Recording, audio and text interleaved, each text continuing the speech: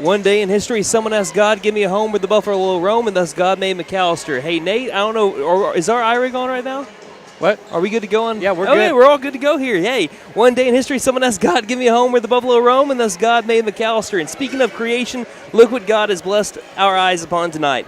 The first varsity basketball game's inside the brand spanking new McAlester Activity Center, and we're breaking it in basketball-wise with Hall of Fame night, inducting Andrea Lynch Sellmeyer and my great-uncle, James Wadley. And that's not including the endless storylines of tonight's game. For the girls, you have the last 3 state championships in 5A basketball represented on one court, not just championships, champions, and a big-time district championship district matchup here. On the boys' side, you have 2 coaches in their first years at the helm of their respective programs looking for that first win. How will what should be an unforgettable night turn out? We're about to find out. Hello and welcome to the McAlester Activity Center, a.k.a. the MAC, in McAlester, Oklahoma. I'm your voice of the Buffaloes, Brandon Green, along with Wyatt Hubbard and Nate Brown on the camera. You're tuned into the Lady Buffalo pregame show here on KNED, 1150 AM, 98.3 FM, and on the KNED app. Tonight we have Sapulpa and McAlester in the Black and Gold's home opener, first varsity basketball games in the arena, Hall of Fame night, big-time district matchup, you name it, partner. There are so many variables going into tonight, but first, what are your thoughts on the new home for McAlester basketball, and what do you think we have in store for us tonight? Oh, partner, this place is beautiful. It's so spacious, and, we have all the banners out. We have Hall of Fame plaques behind us. I'm really looking forward to playing basketball here all season long. Yeah, and Nate, this is your first time. Now, we got to see it a little bit earlier this year, going to watch volleyball games and things like that. Right. But your first action getting to see it was actually walking in tonight. What was your reaction walking into the MAC for the first time? Well, it's kind of a surreal feeling, really. I mean, for so long, basketball's been played at the house on the hill, Bob Brumley Gymnasium, and now no longer, and here at the MAC, and it is, Wyatt said it, it's a beautiful place. It's a perfect place for basketball. All right, before we move on, let's preview the McAlester Lady Buffaloes, who are 1-0 in the season. The Lady Buffaloes had a solid opening night against a much-improved Memorial team. They shot 43% to Memorial's 31% and 44% from 3 to Memorial's 30. What was the biggest factor, though, was McAllister's ability to rebound. McAlester tallied 48 rebounds to Memorial's 21. The Lady Buffs had the same number of offensive rebounds as Lady Chargers had total, and Tori Kilburn, who had a monster night, only had 4 less rebounds than the entire Memorial team. There were still big areas for improvement, though. McAlester was 10 from 21 from the free throw line and turned the ball over 21 times, actually 5 more times than Memorial. But let's look at some of the big-time performances from that game. Tori Kilburn, the junior, first varsity basketball game for McAlester after having to sit last year. 70% from the field, 32 points. She had 25 in the first half alone. She's 1 of 3 from 3, 3 of 9 from the line, 17 rebounds and 3 steals. You also had Katie Allen with 14 points on 31% shooting, 4 of 9 from 3, picked up right where she left off after having 85 three-pointers made last year. She was 2 of 2 from the free throw line, had 8 boards and a steal. And Ty Davis, 5 points, but she had 11 assists on Tuesday night. A lot of them going to Tori Kilburn. She also was 3 of 6 in the free throw line and made a shot from the field, along with 5 boards for 5 total points. And Bodie Nystrom had a good day rebounding as well, 6 boards for the junior post player. Looking at the 5A4 standings, again, some people have had their first game, some people have not. Hall and McAlester both tied for 1. They're really 1 and 2 right now, both of them 1 and 0. Coweta, Durant, Sapulpa, who is playing tonight against us, and Will Rogers, they have all not played a district game yet. Memorial and Edison Prep. Of course, we beat Memorial, and Edison Prep is the team that lost to Hall, so they're at the bottom of the 5A4 standings right now. It's going to be weird to have to go over 5A4 district standings in basketball now every single game. Yeah, and you're not just going over them once a week like you are in football. You are going over them every single game, maybe twice a week. The only games that are not district play for McAlester are their in-season tournaments. Their Bertha Teague Invitational that you're going to be having at the end of this month, the Primus Moore Invitational, the Tahlequah Tournament, the Shakota Tournament that we're going to be talking about later on in January as well. So we are going to take a break. We're going to take a look at the Sapulpa Lady Chieftains, the defending 5A state champions, when we return here on KNED. Hey guys, it's Sam from Sam Wampler's Freedom Ford here in McAlester. We understand how busy we all are these days. It's hard to find time just to get your vehicle serviced, and we are proud to offer the Freedom Express. We can either pick up your vehicle and bring it back when we finish, or for lighter maintenance, we can send our mobile service techs to you. We can do all this with almost all makes and models. I know life gets busy, so I hope this helps. Come see us here at Sam Waltler's Freedom Ford in beautiful McAlester and let us make it happen for you. Best Western Inn and American Inn Lodge and Suites in McAlester are both locally owned and operated. Both offer clean and comfortable rooms at a great price. Best Western Inn and American Inn are proud sponsors of McAlester Buffalo Sports, wishing the best of luck to all the players and coaches. Remember, when you need a clean, comfortable room at a great price, think Best Western Inn and American Inn and Suites, both located on the 69 bypass in McAlester. McAlester Direct Primary Care offers 24/7 access to your provider, deeply discounted rates on labs and imaging, more time with your provider, unlimited appointments, same day or next day appointments, and even home visits for a flat monthly membership fee. We don't accept insurance, but all are welcome to join. Dr. Bradley Cross has joined, Dr. Chris Bean, Dr. Chelsea Burgess, and Joy Ald APRN, who are accepting new patients. For more information, please stop by our office, McAlester Direct Primary Care at 6th and Carl Albert, or give us a call at 918-233-6522. Elevate your game with Freeze and Flare Heat and Air. Get your new home system today at $500 off, plus a 5-year labor and 10-year parts warranty. It's a slam dunk for your basketball comfort. For a limited time only, use the keyword basketball. Get your courtside offer today. Don't despair. Call Freeze and Flare in McAlester at 918-424-7135. We are fully licensed, bonded, and insured. Mechanical license number 001-44485.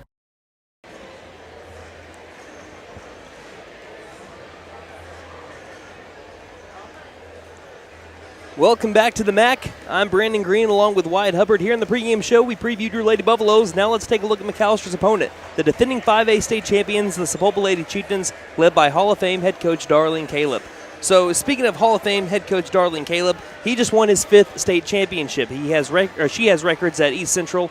Her husband Brad is a college football Hall of Famer from being a quarterback at East Central University over in Ada.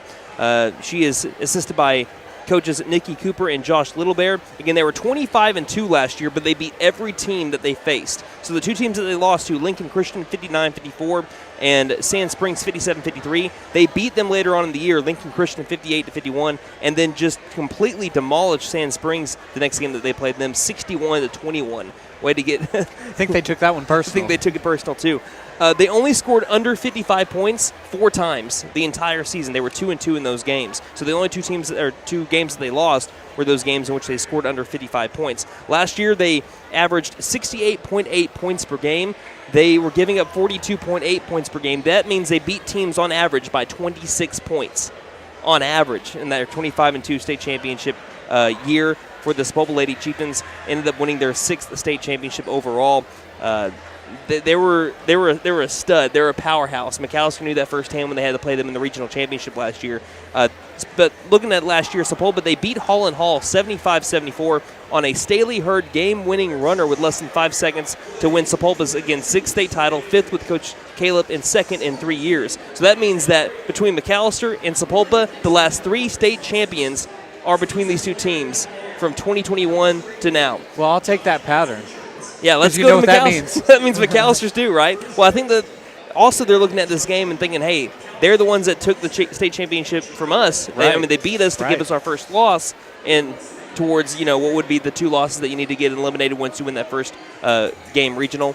But so it's like it feels like we need to get back. We need something to take back from them. So this could be a little bit personal here as well. And another reason why it could be personal is because McAlester has not beaten Sapulpa in the Max Preps era.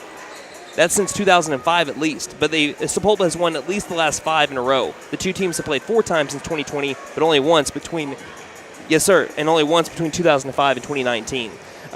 Also, Sapulpa, they've been to 4 straight state tournament appearances, including 6A in 2019-2020 when the tournament was canceled due to COVID. They have a record of that time, 87-16. They have been phenomenal. Also, Staley, who ended up hitting the game winner, she's now a freshman starter for Oklahoma State. That's how good she was last year, and she was named Big 12 Freshman of the Week a couple weeks ago. Wow. So, big time for Staley Hurd. They returned 3 starters from last year despite losing Reagan McQuarters, Staley Hurd to graduation, and Matea Hall, who transferred with her dad over to Memorial, who McAlester played on Tuesday. Coach Caleb said that they have a pool of young, experienced athletic teammates around 2 incredible returning upperclassmen starters, and they have the potential to be better than they were a season ago. That's high praise considering what they did last year of only losing 2 games, the best year out of their 4-year stretch record-wise. Looking at some players to watch for Sapulpa, first off, you're starting off with Staley's sister, Tyla Hurd, a 3-year starter, Abilene Christian commit. She had 13.4 points per game a year ago, 8.4 rebounds per game, a nightmare of a matchup. You also have Taylor Bilby, 8.1 points per game last year, 2.4 boards a game. Ricky McQuarters had a great freshman year at 7.6 points per game and 4.7 rebounds a game. Kaylin Parker White had 3.4 points per game to go with 2.3 boards. Wrigley Atkinson had 3.2 points a game, 2.3 boards as well during her sophomore campaign. So we looked at some players to watch for Sapulpa. Last time that McAlester ended up taking on Sapulpa was in the regional championship. That game was 67-37 in favor of Sapulpa, in which they just dominated the boards. So one person that can help neutralize that, your first player to watch, Tori Kilburn. Yeah, Tori Kilburn, you'll be hard-pressed to find a better McAlester varsity debut in any sport than what Tori had on Tuesday night in Tulsa against Memorial. She put up 32 points on 70% shooting, all while hauling in 17 rebounds and snagging 3 steals. The stage is set against the defending state champions to have an incredible sequel. We'll see how she performs tonight. Ty Davis is another player to watch for. The sophomore in her varsity debut at point guard was dropping dimes, 11 assists, and Tori can thank Ty for a lot of the points she had. For the Lady Buffaloes to have the kind of game offensively they had 3 days ago, they'll need her to be the same kind of distributor here tonight. And I could go with Katie Allen as a third player to watch because of her outside shot, but I'm looking at Maddie Van Dorpy. She was limited in her Lady Buffalo debut due to getting into early foul trouble and eventually fouling out. She's so athletic that she could be an equalizer when you match up with the talent of Sapulpa with that of McAlester. Moving on to some keys to the game here. Coming off of a 48 rebound performance against Memorial, you're going to want to get more of the same against Sapulpa, especially when you factor in that the Lady Buffs were out-rebounded by Sapulpa 40-19, including 23 offensive rebounds for the Lady Chieftains. In Sapulpa's possessions, and don't let them get second chances here tonight. That'll be the biggest key to beating this team. And McAlester struggled with 2 things on Tuesday that are my final keys to the game. 1, cut down on the turnovers. To beat Sapulpa tonight, you will need to be around 15 instead of 21 like you had a few nights ago.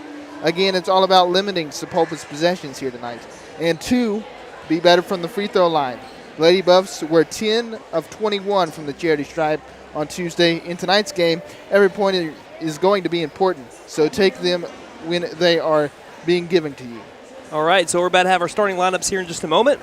We're about 2 minutes away from that here on KNED. We'll take a break and be right back here from the Due to the enormous success, the Black Friday sales event has been held over through December 2nd at Patriot Chrysler Dodge Jeep and Ram in McAlester. Hundreds of new and used vehicles with special Black Friday offers. The Black Friday sales event has been held over through December 2nd at Patriot Chrysler Dodge Jeep and Ram in McAlester. Hundreds of new and used vehicles with special Black Friday offers. Only at Patriot Chrysler Dodge Jeep and Ram in McAlester. Costs less here in the Big Mac, and that's a fact. My wife makes the best lasagna, even in that old kitchen of ours. She deserves the best kitchen money can buy, but all our cash was tied up. So we went to the Bank N.A. for a loan for our kitchen remodel, and the folks at the Bank N.A. came through for us and our family. Plus, the Bank N.A. is local, so the money stays in town. Call 918-423-2265 or go into the Bank N.A. to get your loan for whatever your family wants or needs. The Bank N.A. Strong, secure, and ready to loan. Member FDIC. Equal housing lender.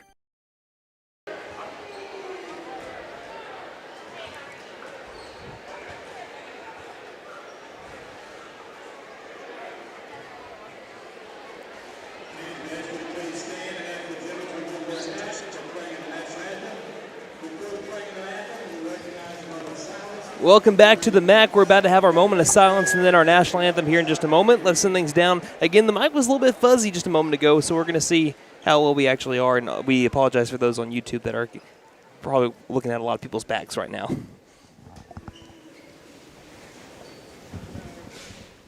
Once again, a moment of silence first. Now the national anthem.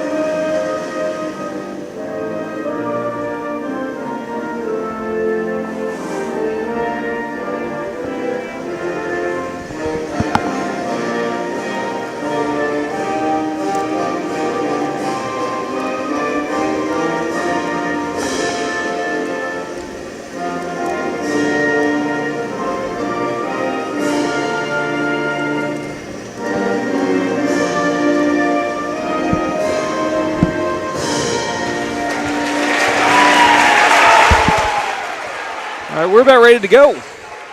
Looks like McAllister's going to be wearing their home white unis for the first time here in 2023. Partners? Let's basketball, buddy. Let's basketball. All right, let's send it down to Larry Barnett.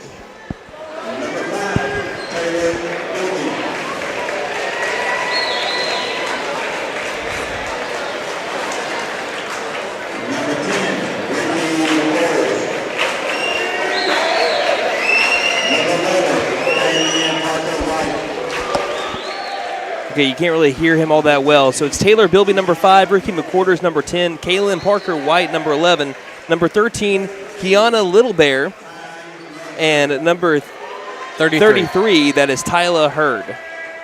So those are the starters for the Sapulpa Lady Chieftains, wearing their blue-on-blue jerseys with the white Sapulpa across the chest, white-on-white numerals on the front and back. For the McAlester Lady Buffaloes, going to be wearing their, again, white-on-whites and their black numerals on the front and back. Starting off with their first starter, sophomore guard, number 10, Ty Davis. Number 13, senior guard, Jada Ponce. It's going to be incredibly hard to see. That's the only downside to the MAC here, is that we have people that are going to be right in front of us. We don't have the bird's eye view like we did before. So our starters, again, Ty Davis, number 13, senior Jada Ponce, number 13. 15, junior, Tori Kilburn. Senior guard, number 21, Maddie Van Dorpy. And junior guard, number 23, Katie Allen. Those are the starting 5 for the McAlester Lady Buffaloes. So we want to welcome everybody here to the McAlester Activity Center, a.k.a. the MAC, for the first McAlester varsity basketball games here at the MAC. The only problem that you might have if you're watching on YouTube, again, if there's a big play, something happens, you might have a bunch of people jump up. Nothing we can do about that. We're not in the crow's nest like we were before at the House on the Hill, Bob Brumley Gymnasium. But again, we are going to be bringing you all the action. It's even kind of hard to see sitting here. So, but if you just follow the sound of my voice, hopefully, if you miss a play here and there, we can help take care of you. I mean, that's what radio is all about, right? Yeah, that's what radio is all about. And every single McAlester basketball game will be on the radio, home or away. Some road games will be on the video stream, some will not. But again, every home game will be video streamed as well as radio. But every game, locally, 1150 AM, 98.3 FM. You can also listen online at McAllisterRadio.com on the KNED tab and also on the KNED app. So Tori Kilburn inside the circle with Tyla Hurd. McAlester will be moving it left to right, and the Lady Chieftains right to left. And for McAlester, pretty good showing here on the home side for the very first varsity basketball games inside the MAC. Ball's up in the air. Tip is won by Sapulpa, and it's basketball time here in the Heartland, and they almost throw it away here early. So Sapulpa's got the ball on the left side half-court line. Far sideline, passing high post, back outside, near corner. Three-pointer up by Taylor Bilby, and that one is straight down the chute. So the Sapulpa Lady Chieftains have their season opener here tonight. They're having their very first game, and Taylor Bilby scores the first points of the season for the Lady Chieftains. Ty Davis passing it near corner. Over to Katie Allen. Allen, right wing, standing on that Buffalo logo, backs up. Allen, overhead pass, high post to Tori Kilburn. Kilburn Hands it back off. Outside. Driving in. Jada Ponce towards the rack. Can't score. Too strong with the runner. Rebounded by Tyler Hurd. They'll move it the other way. Hurd pushes it. Quick pass in the near corner. Driving baseline is Parker White. Goes up with the left hand. She scores. An early 5 points here for Sapulpa. Picking up right where they left off from last year. Again, if you missed the pregame show, went 25-2. Beat teams by an average of 26 points. Just dominant fashion last year for the blue and white. Ty Davis picks up her dribble near the circle. Passes it high over for Tori Kilburn. Kilburn passes high post. Free throw line back over to Kilburn. She looks inside. Ponce with the assist to Tori Kilburn off the left block.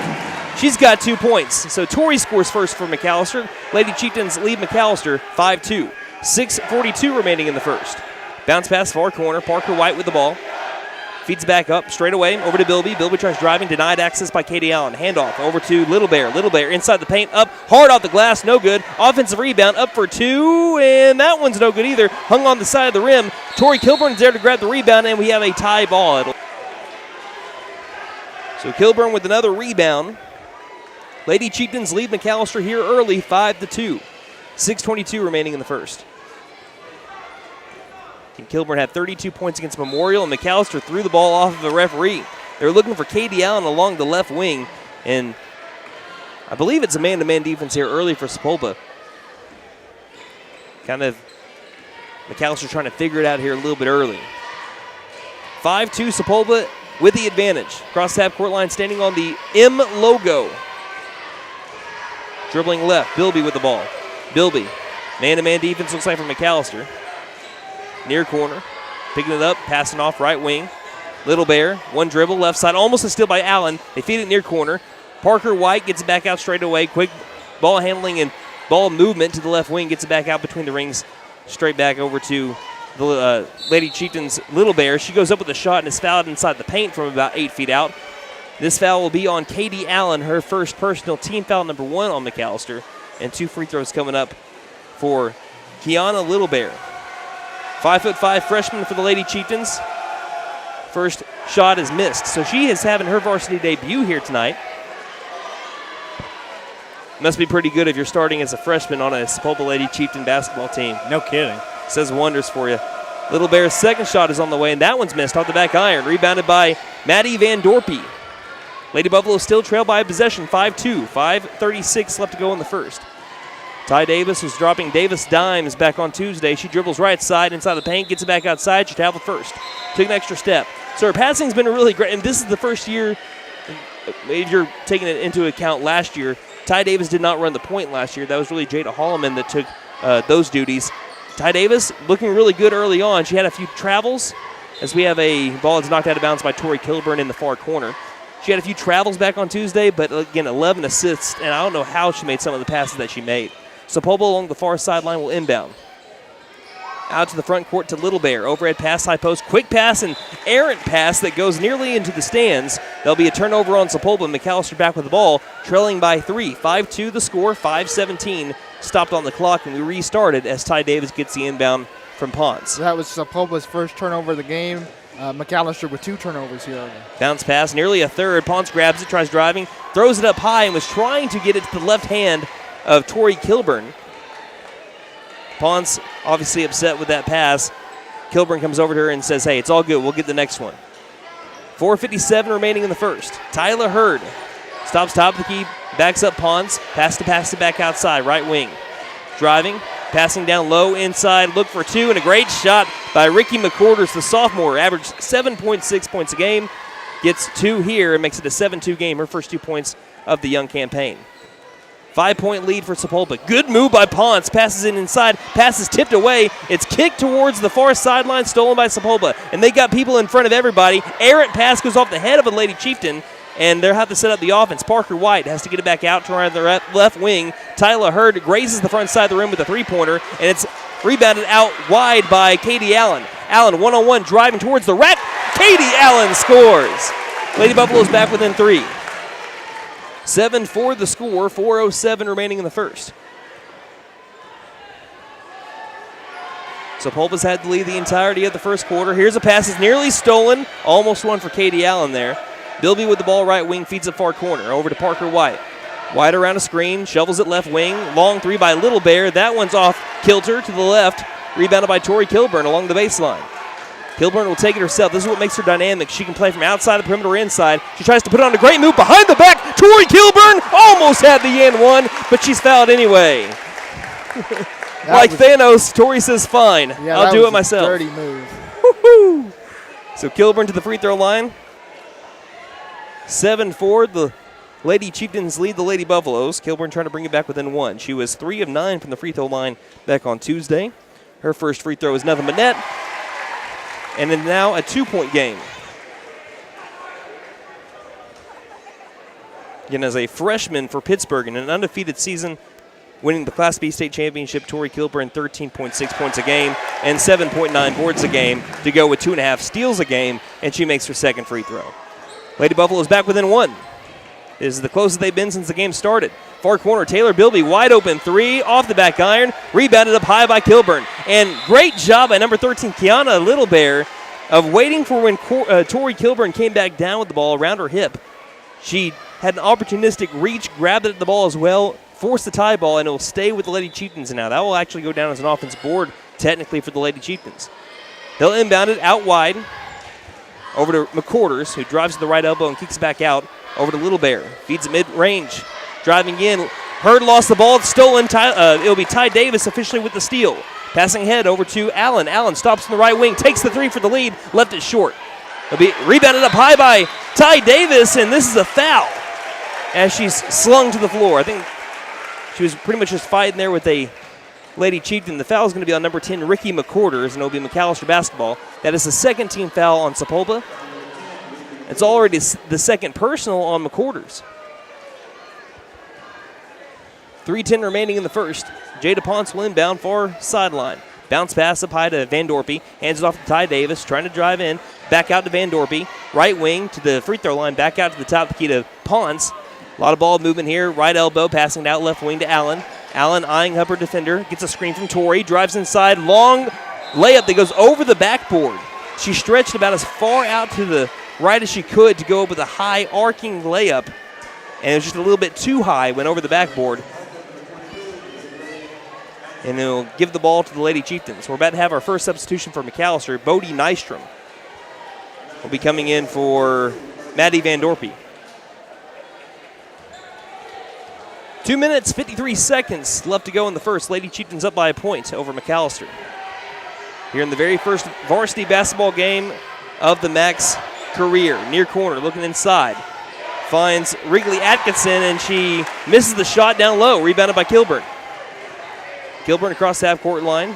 Weaving left, weaving back right. Hands it off to Ty Davis. Top of the key, straight away with it is Ponce. Ponce picks up her dribble. Has to find somebody. Can't find anybody yet. Gives it off over to Kilburn just in time before the 5-second. Passes it right elbow. Bodie Nystrom tries bounce passing it over to Kilburn, and it goes straight into the arms of Little Bear. Quick transition offense resulting in 2 points for the Lady Chieftains as Ridley Atkinson makes the left-handed layup. The Lady Chieftains pull back ahead to a 3-point lead. 9-6, Sapulpa on top of McAlester. We're at the 2-minute warning here in the first. Bodie Nystrom, right front court, passes around the world to the left wing. Ty Davis with the ball. Davis thought about the pass to the baseline, gets instead straight away. Working back around the arc to the low post. Lob pass over to Davis, shovels it to Nystrom. Nystrom has her shot blocked by Atkinson. Sapulpa moving the other way. 3-on-2, they don't have the numbers, pulling up from just beyond the free throw line, and it rattles home like a pinball. Lady Chieftains take a 5-point lead. It's their largest one of the game so far. 11-6, 1:33 left in the first. Davis across the half-court line and zoom left. Davis finds a lane all the way to the rack. Can't score with the left hand as Bodie Nystrom goes up with her right. She can't make the shot either. Some just missed shots right by the basket so far. Contested, though. McAlester needs to get those to fall if they want to win this game. Straightaway three in transition is missed. Rebounded. No one around her. Katie Allen underneath the basket. Pushing it back ahead for Kilburn. 2-on-2. Kilburn backing up in the paint. Up for two. She got it and one. She shoots. She scores right this way. Miss Kilburn to the charity stripe. Tori Kilburn already with 6 of McAllister's 8 points. Avery Alberson going to come in for Katie Allen. 13 foul on Sapulpa, first personal on Taylor Bilby.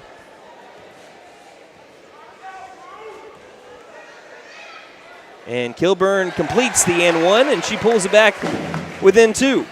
Lady Chieftains up 11-9 on McAlester. Clock has not begun yet. Still has not begun. There to go. So 103. What a pocket pick by Jada Ponce. She's 1-on-1 towards the other side of the rim. She goes up with a 2, and she scores. Tie game. 11-all here in McAlester. On the other side of the arena, should I say. And Bodie Nystrom, playing like a strong safety, is able to get a steal. She couldn't handle it well. And then I think she was just trying to save it. Threw it right off the leg of a Sapulpa Lady Chieftain. Bounced out of bounds along the baseline. McAlester basketball. High IQ play there by Bodie Nystrom. And an athletic play that to be able to go up and get that ball. Jada Ponce and Nystrom will check out. Get on the floor, we have Kilburn. Allen is back on the floor. Van Dorby is as well. Ty Davis and Avery Alberson join those 3. 45 seconds left in the first, and we have a good one like we were promised to have. 11-all here so far, 40 seconds remaining in the first. Far corner, Davis. Davis dribbles around the arc, passes inside directly to Tyler Hurd. That's going to be a big matchup. Hurd against Kilburn all night long. Driving in, pulling up from a long 15-foot jumper is going to be missed. Offensive rebound along the left elbow by Bilby. Back outside, Tyler Hurd for 3. That one's banked in. The bank is open at 6:45 in McAlester on a Friday night. Lady Chieftains take a 14-11 lead. 15 seconds left in the first. That was only Sapulpa's second made 3 of the night. They're 2 of 6. That's 5 points now for Hurd. Van Dorpy, right front court. 6 seconds left in the first. Passes high post over to Allen. Bounce pass inside to Alberson. 2 seconds, 1 second. Far corner 3 for the tie. Allen got it! There's the buzzer. 14-all Katie Allen for 3. And after 1 quarter of play, it is 14-14 here on KNED. Maddie, get ready to unwrap this season's greatest gift, the savings at the Nissan Thrill of the Drive sales event. Starring Santa's favorites, the Nissan Frontier and Nissan Rogue. Better hurry, Santa's working on your wish list now. Happy holidays from Benton Nissan of McAlester. And don't forget to tell them Maddie sent ya. Benton Nissan is your best deal dealer. Learn more at bentonnissan.com. Since 1952, W.E. Alford Propane has been your source for propane and petroleum products, both residential and commercial. W.E. Alford Propane serves eastern and southeastern Oklahoma, with locations in the Eufaula area, McAlester, Shakota, Wilburton, Hartshorn, and Muskogee, just to name a few. If you need propane or petroleum products, there's only one number to call, 918-423-3121. Call today. W.E. Alford Propane, serving the area for 70 years.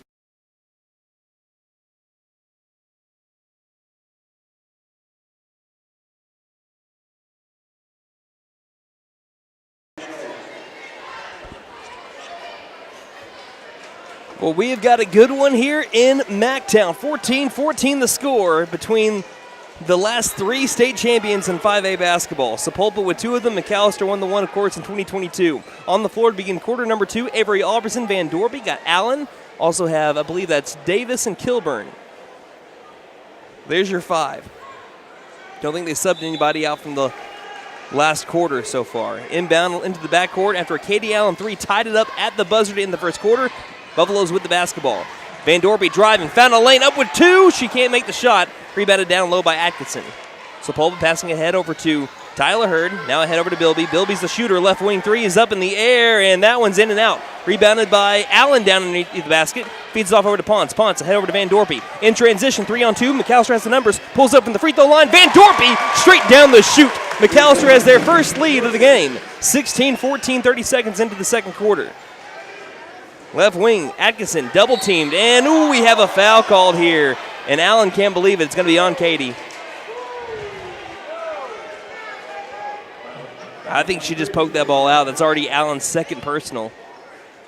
7:23 left to go in the first half. That's just my opinion, though. Looks like an offensive foul there that should have been on Bilby. She pushed off on Van Dorpy, passed it to the top of the key. With the ball is Lou Cheney. Passes it mid-range, back outside. Quick ball movement. Back down to the low post. Tyler Hurd back outside near corner. Parker White feeds it straight away back over to Cheney.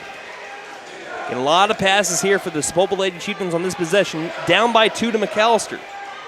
Driving left, passing left. Back with the ball, Cheney feeds it back to Bilby. Overhead pass to Hurd. Hurd fakes the shot, drives in, and we have a foul called. Is this one on McAlester or offensive? Looks like it's on the Buffaloes, and it's going to be on Ponce. That's their first personal. Already 2 fouls on McAlester in the second quarter. I think they had 1 the entirety of the first. So both teams have 3 fouls apiece on the entirety of the game. Parker White in the right front court shovels it right wing. Back with it, Cheney to Hurd straight away.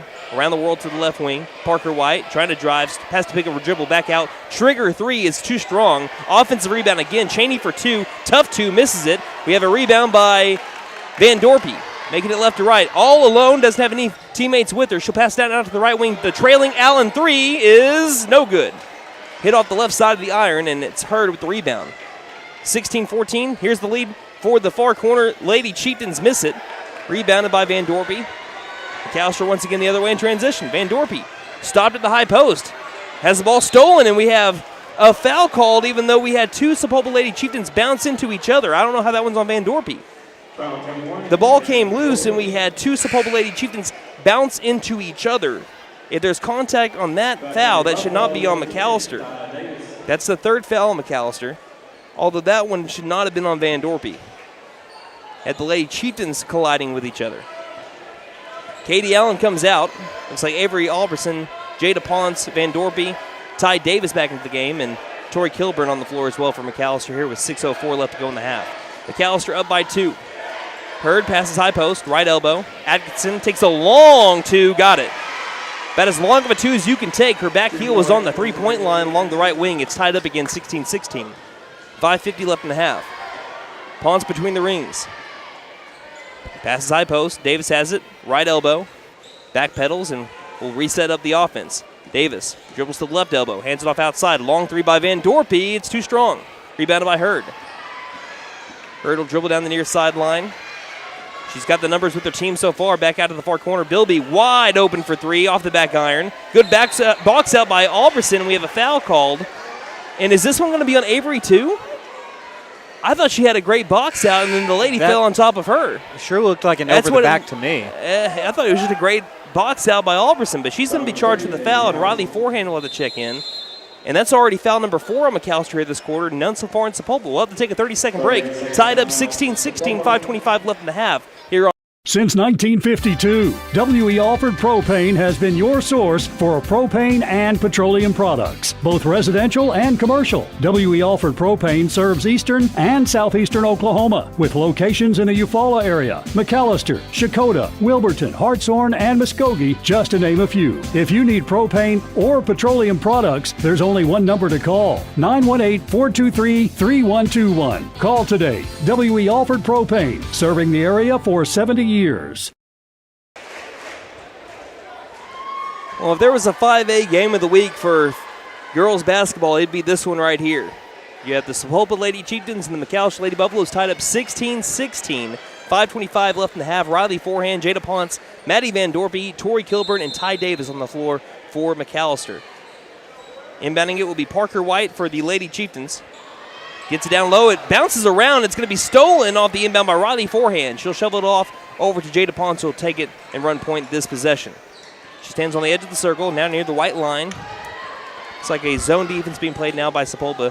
Looks like more of it's a man defense instead being played by the Lady Chieftains. Ponce picks up her dribble, bounce pass over to Van Dorpy, and Coach Owen wants a timeout. We'll have to take another 30-second. 5:05 left in the half, tied up 16-all here on K. Hey guys, it's Sam from Sam Wampler's Freedom Ford here in McAlester. We understand how busy we all are these days. It's hard to find time just to get your vehicle serviced, and we are proud to offer the Freedom Express. We can either pick up your vehicle and bring it back when we finish, or for lighter maintenance, we can send our mobile service techs to you. We can do all this with almost all makes and models. I know life gets busy, so I hope this helps. Come see us here at Sam Wampler's Freedom Ford in beautiful McAlester, and let us make it happen for you.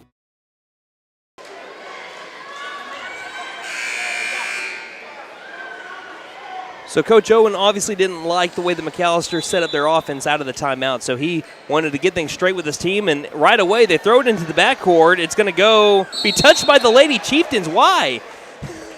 As Lou Cheney gave McAlester an early Christmas gift, it was heading out of bounds for a turnover on McAlester. She tried saving it. It would have been Sapulpa's basketball, but she tried saving it. She tipped it, and it went out of bounds, so McAlester retains possession. Driving in. What a move by Ty Davis. Straight to the rim. And she says, how about that? McAlester back with the lead, 18-16 over the Lady Chieftains. 4:56 left to go in the half. Passing near corner, Cheney trying to drive baseline. Lost control of the ball, stolen by Ty Davis along the baseline. Davis taking it herself, weaving through traffic, a lot of bodies around her, feeds it off over to the right wing to Kilburn. Kilburn inside the paint, finds a lane, double team, down low, back outside, forehand. Cross-court pass to the right wing. Davis eyed the rim, drives again, lost the ball. There will be a travel call. That's a correct call. I think she kind of lost the handle. She did take a bump, but I think she kind of lost the handle, kept on moving her feet at the same time. I think that's the correct call there. And that's going to be McAllister's 8th turnover, Sapulpa with 5. McAlester had 21 turnovers against the Lady Chargers back on Tuesday. Want that to be lower, especially against a team as good historically as the Lady Chieftains have been. Again, 2 out of the last 3 seasons, they have been the 5A state champion. Right wing, the freshman Little Bear. Works off a screen by Hurd, gets it inside, bounce, and tipped and stolen by Jada Ponce. Ponce, one-on-one towards the rack. Her shot is going to be blocked out of bounds as she went low, trying to go back up high with a left-handed layup.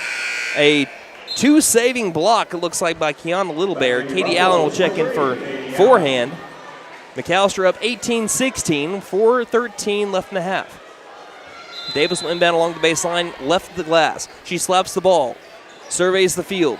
Can't find anybody. Will lob it out mid-range over to Kilburn. Kilburn backing up Hurd. Feeds it back baseline. Back outside. Left wing 3 by Allen.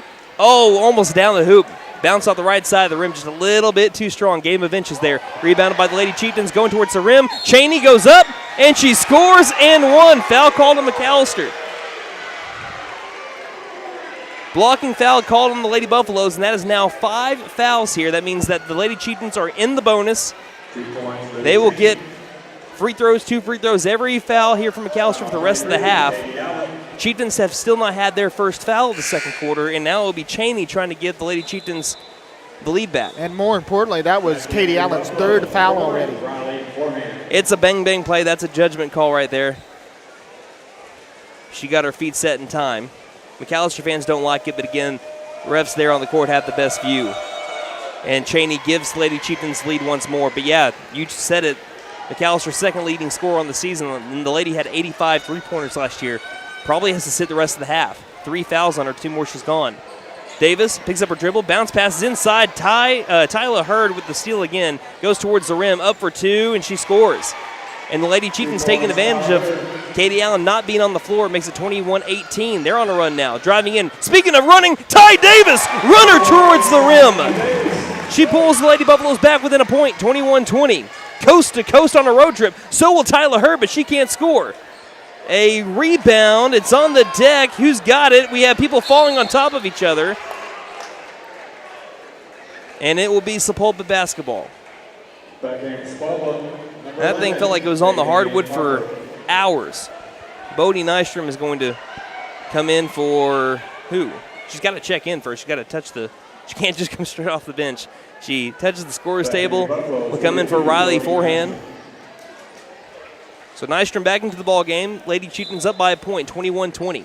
3:20 left in the half. Hurd inbounds it left front court. Bilby with the ball. Van Dorpy guarding Bilby. Feeds it right wing. Atkinson. Overhead pass. High post. Backing up Hurd. Back outside. Far corner 3 by Cheney. She is too short with her 3-point attempt. Kilburn with the rebound. Passing head to Van Dorpy. 2-on-2. She'll wait for her offense. Passing left wing. Ponce looks inside. Hands it back off to Van Dorpy. Straight away. Ty Davis now with the ball. Passing high post. That's nearly a foul. Probably should have been there on Tyler Hurd. Made a lot of contact with Tori Kilburn trying to get around her to bat that ball. Bounce pass top of the key. Bodie Nystrom hands it back off over to Davis. Davis driving. Davis tries looking inside, and there's a foul down low. This one will be Sapulpa's first one of the second quarter. It'll be on Lou Cheney, the freshman. A lot of freshmen, again, a lot of young talent for the Lady Chieftains.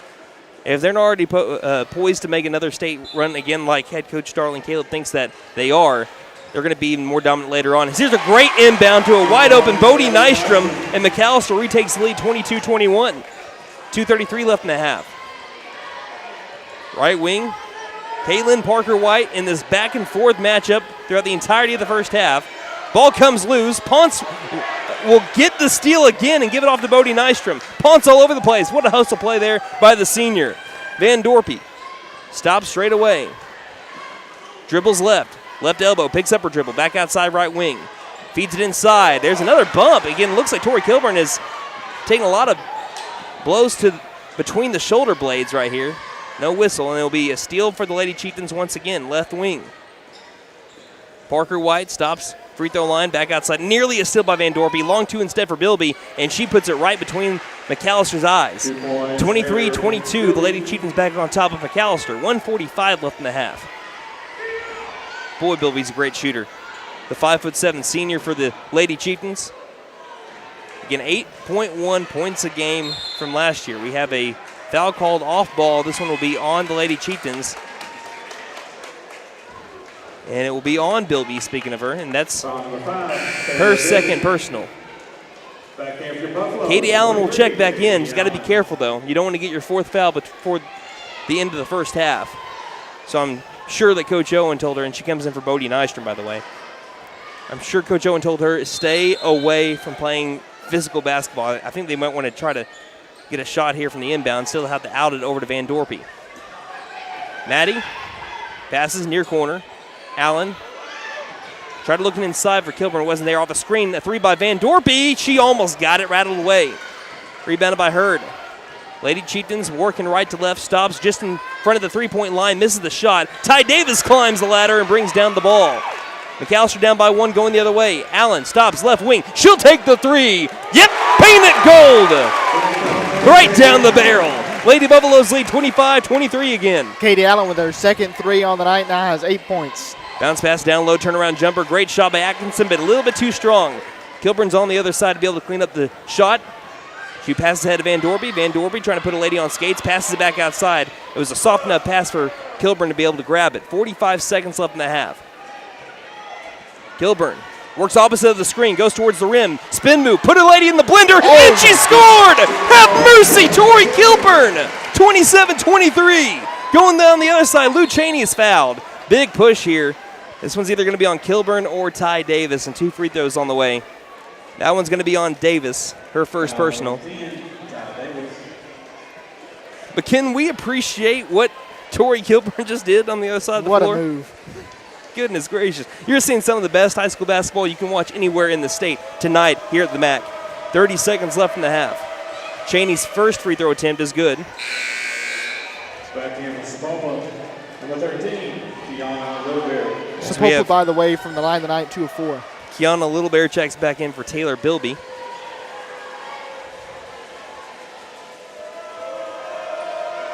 As Cheney bends the knees, shot is on the way, and that one's good.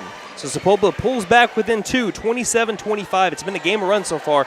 Not really. It's just been back and forth basketball. Kind of a half-court press here for Sapulpa. Davis passing near corner. Allen was wide open, but she couldn't handle the pass.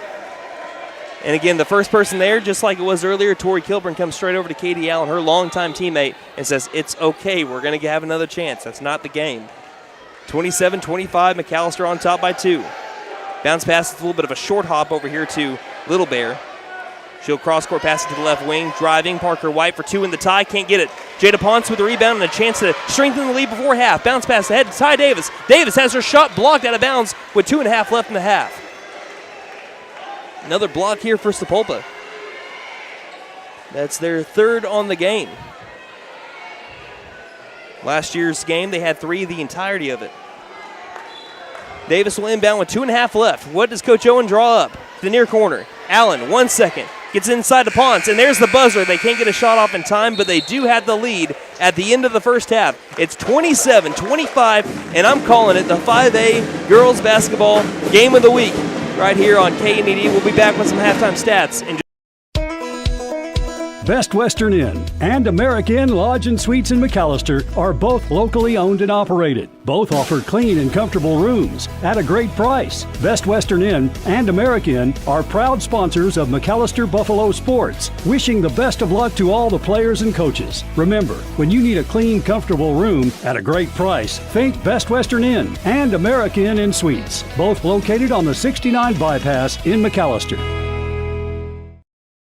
McAlester Direct Primary Care offers 24/7 access to your provider, deeply discounted rates on labs and imaging, more time with your provider, unlimited appointments, same day or next day appointments, and even home visits for a flat monthly membership fee. We don't accept insurance, but all are welcome to join. Dr. Bradley Cross has joined Dr. Chris Bean, Dr. Chelsea Burgess, and Joy Ald APRN, who are accepting new patients. For more information, please stop by our office, McAlester Direct Primary Care at 6th and Carl Albert, or give us a call at 918-233-6522.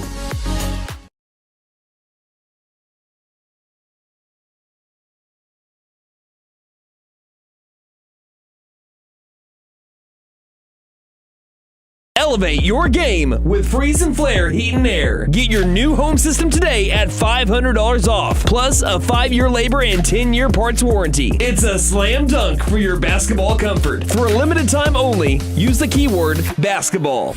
Get your courtside offer today. Don't despair. Call Freeze and Flare in McAlester at 918-424-7135. We are fully licensed, bonded, and insured. Mechanical license number 001-44485. Due to the enormous success, the Black Friday sales event has been held over through December 2nd at Patriot Chrysler Dodge Jeep and Ram in McAlester. Hundreds of new and used vehicles with special Black Friday offers. The Black Friday sales event has been held over through December 2nd at Patriot Chrysler Dodge Jeep and Ram in McAlester. Hundreds of new and used vehicles with special Black Friday offers. Only at Patriot Chrysler Dodge Jeep and Ram in McAlester. Costs less here in the Big Mac, and that's a fact.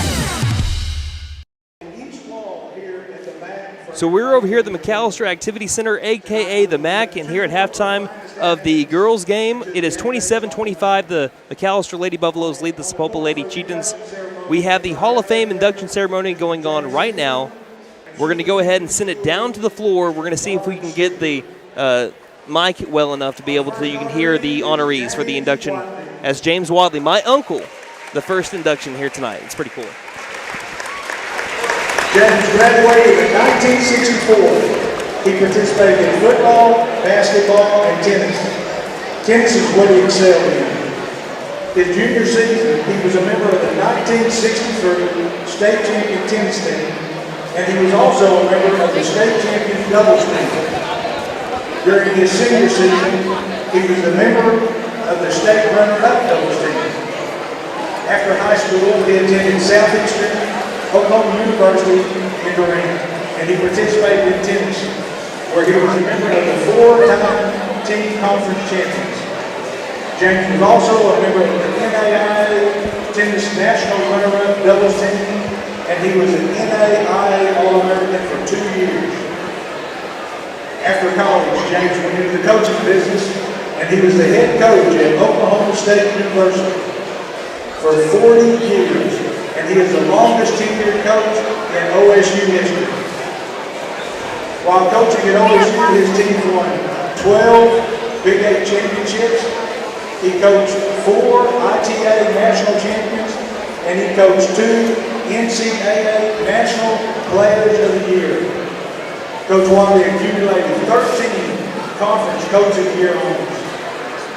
He is a member of the Southeastern Oklahoma State University Hall of Fame, the Oklahoma Tennis Hall of Fame, the Missouri Valley Tennis Hall of Fame, and the Intercollegiate Tennis Association Hall of Fame. When asked what his fondest memory of MHS was, he said winning the state championship in tennis and running out on the basketball court up at Brumley before the ball games with all the lights on except for the light on the Buffalo. James is retired from coaching and lives in Stillwater with his wife, Paula. They have 2 daughters, 1 son, and 8 grandchildren.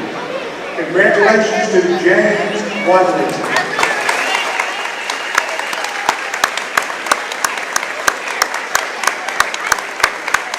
Our next honoree is Andrea Lynch.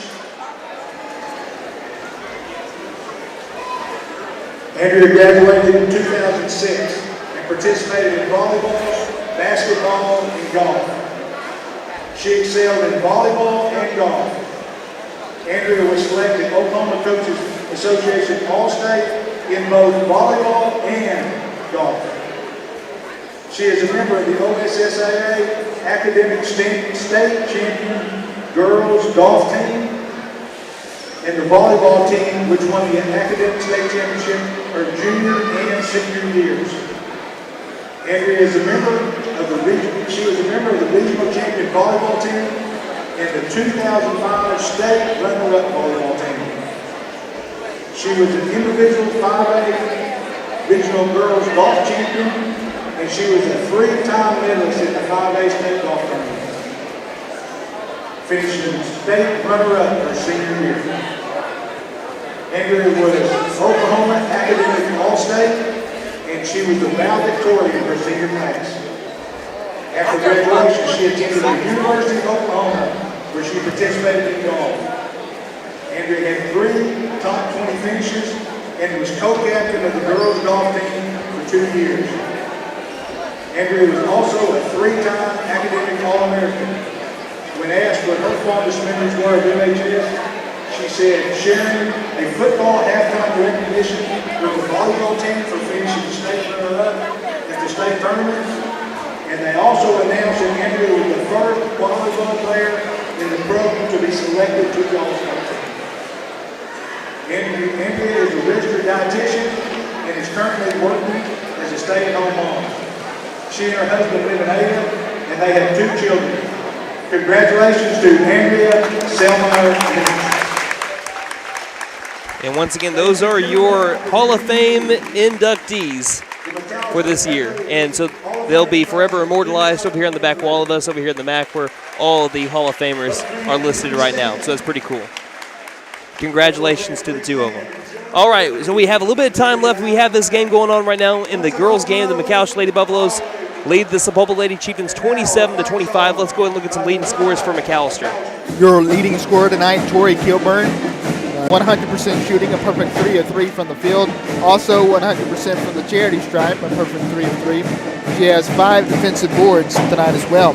Katie Allen, she has 8 points tonight on 3 of 7 shooting. That's good for 43%. She's 2 of 5 from 3. That's good for 40%. She also has 3 defensive boards. Ty Davis, she has 4 points tonight on 2 of 3 shooting. That's good for 67%. She also has 2 boards and 2 steals. Jada Ponce, she has 3 steals and 2 points. And that's going to matter. Actually, no. Maddie Van Dorpy, she has 2 points tonight as well on 1 of 4 shooting from the field.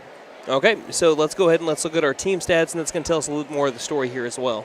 McAlester Lady Buffs, they are shooting 11 of 23 from the field. That is good for 48%. Meanwhile, Sapulpa Lady Chieftains, they are 10 of 28. That's good for 36%. McAlester Lady Buffs from 3 tonight, they're shooting 29%, 2 of 7. Meanwhile, Sapulpa, 2 of 11. That's good for 18%.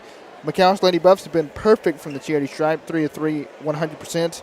Sapulpa, 3 of 5. That's good for 60%. Also, McAlester winning the battle of the boards. They have 15 rebounds, 2 offensive boards, 13 defensive boards. Sapulpa Lady Chieftains with 12 boards, 5 offensive, 7 defensive. Also, looks like Sapulpa with 8 turnovers, McAlester with 13, and Sapulpa with 3 blocks. All right, so what I'm looking at so far here is that McAlester actually doing better on the boards. This is something that was drastically different from last year. McAlester lost the battle of the boards in last year's regional championship, 40-19. This year it seems like they're winning it by 3 rebounds, but McAllister's turnovers right now, in which they are, what'd you say? Sapulpa has 8 and McAlester has 13, I believe. So when you're looking at that, a 5 turnover difference, that's giving Sapulpa more chances at shots, at points, and even though McAllister's shooting 12% better right now, Sapulpa, you cannot keep on turning the ball over because they're eventually going to hit the shots. Yeah, and here's another thing, too. McAllister's turnovers have come at crucial times during the game. Like whenever you could see McAllister start to break away, were it not for the turnovers. And I'm going to go ahead and say this. Why is every gym playing Sweet Caroline? Because here's my problem. We didn't get a strike, but we got a copyright thing on YouTube last week. Or not last week, but on Tuesday. Yeah, I went on the YouTube page and I saw copyright. I'm like, sweet. Do I need to mute this? No, you don't have to mute it. It's not gonna take our page down, but if we keep on having Sweet Caroline every week, they're gonna be like, all right, they're gonna have to start either paying us or take down the videos. Yeah. Anyway, So your key, you already said your keys to the second half. Also, I got another big key. Yeah, add one more. Katie Allen, she's got 3 fouls here. She's going to need to stay out of foul trouble in the second half because she's your second leading scorer here tonight. Nate Brown, any keys to the second half for you? Really just, you're really keeping Sapulpa down on offense and really just keep playing solid defense the way you have. Well, I said something bad about Sweet Carolina, and now it's skipping like a record. That's fine with me. It slaps, bro. Anyway, 27-25. McAlester leads the Sapulpa Lady Chieftains by 2 at the end of the first half. We'll be back in 30 seconds with the beginning of the second half. And if it's as good as the first half was, we're in for a good one here on KNE. My wife makes the best lasagna, even in that old kitchen of ours. She deserves the best kitchen money can buy, but all our cash was tied up. So we went to the Bank N.A. for a loan for our kitchen remodel, and the folks at the Bank N.A. came through for us and our family. Plus, the Bank N.A. is local, so the money stays in town. Call 918-423-2265 or go into the Bank N.A. to get your loan for whatever your family wants or needs. The Bank N.A. Strong, secure, and ready to loan. Member FDIC, Equal Housing Lender.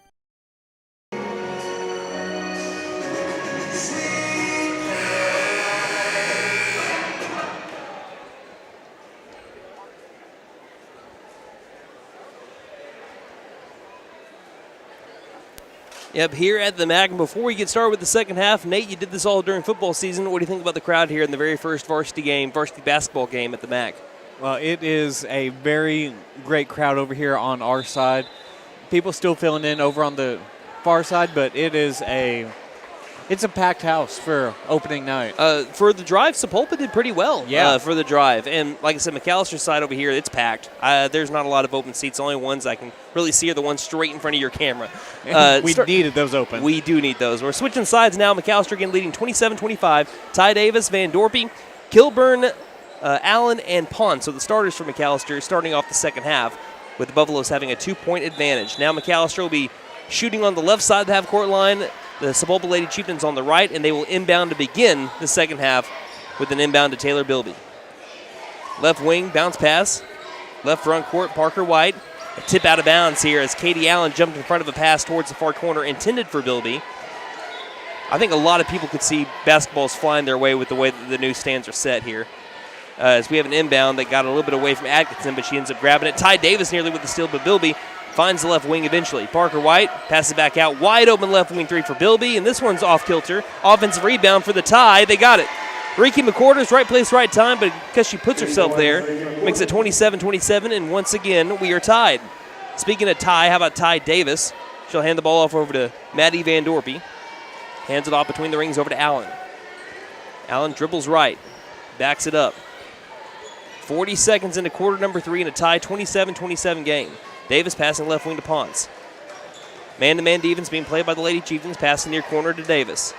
Davis looking inside, off a screen by Kilburn, passes it in for Kilburn, but again, Tyler Hurd is there. She's been fantastic. Look what I found with the steal. She'll go over the layup and score to give the Lady Buffaloes a 29-27 lead.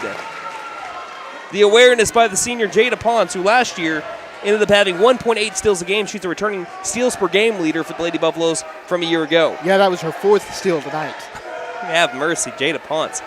Lady Buffaloes by 2 right now. 6:44 left in the third. Driving in after some good moves are the Lady Chieftains. Can't score. Offensive rebound, and again, it's Ricky McCorders. Wide open off the right block to tie it up 29-29. She's got all 4 points for the Lady Chieftains out of the break. Also, if you're new to the MAC, the student section no longer on the floor anymore. It is over on the, that would be the north side of the gym here as Kilburn high post. Dribbles in the paint, up against Hurd, up for 2. Airballed. Rebounded by Bilby. Kilburn's been trying to work on Tyler Hurd. Not really well so far. Hurd's been fantastic, like I said, defensively down low. Some pivot foots. Again, they wanted to walk here. There's a foul, and it's going to be on Ty Davis as a pass went errant over towards the left wing. Davis kind of clipped the knees of Bilby along the left wing. They wanted to travel down inside the paint, but she's working on that pivot foot. As long as she can take as many steps as she wants, as long as she keeps that pivot foot planted, and that is why the travel wasn't called. That's the correct call there by the officials from our vantage point. That was only Davis's 2nd foul of the night. 2 minutes into the third quarter, tie game, far corner. Parker White thought about the 3 from the corner. She dribbles straight away, passes high post over to Hurd. Bounce pass inside that's going to be knocked out of bounds Last touched by, it looks like a leg of a Lady Buffalo.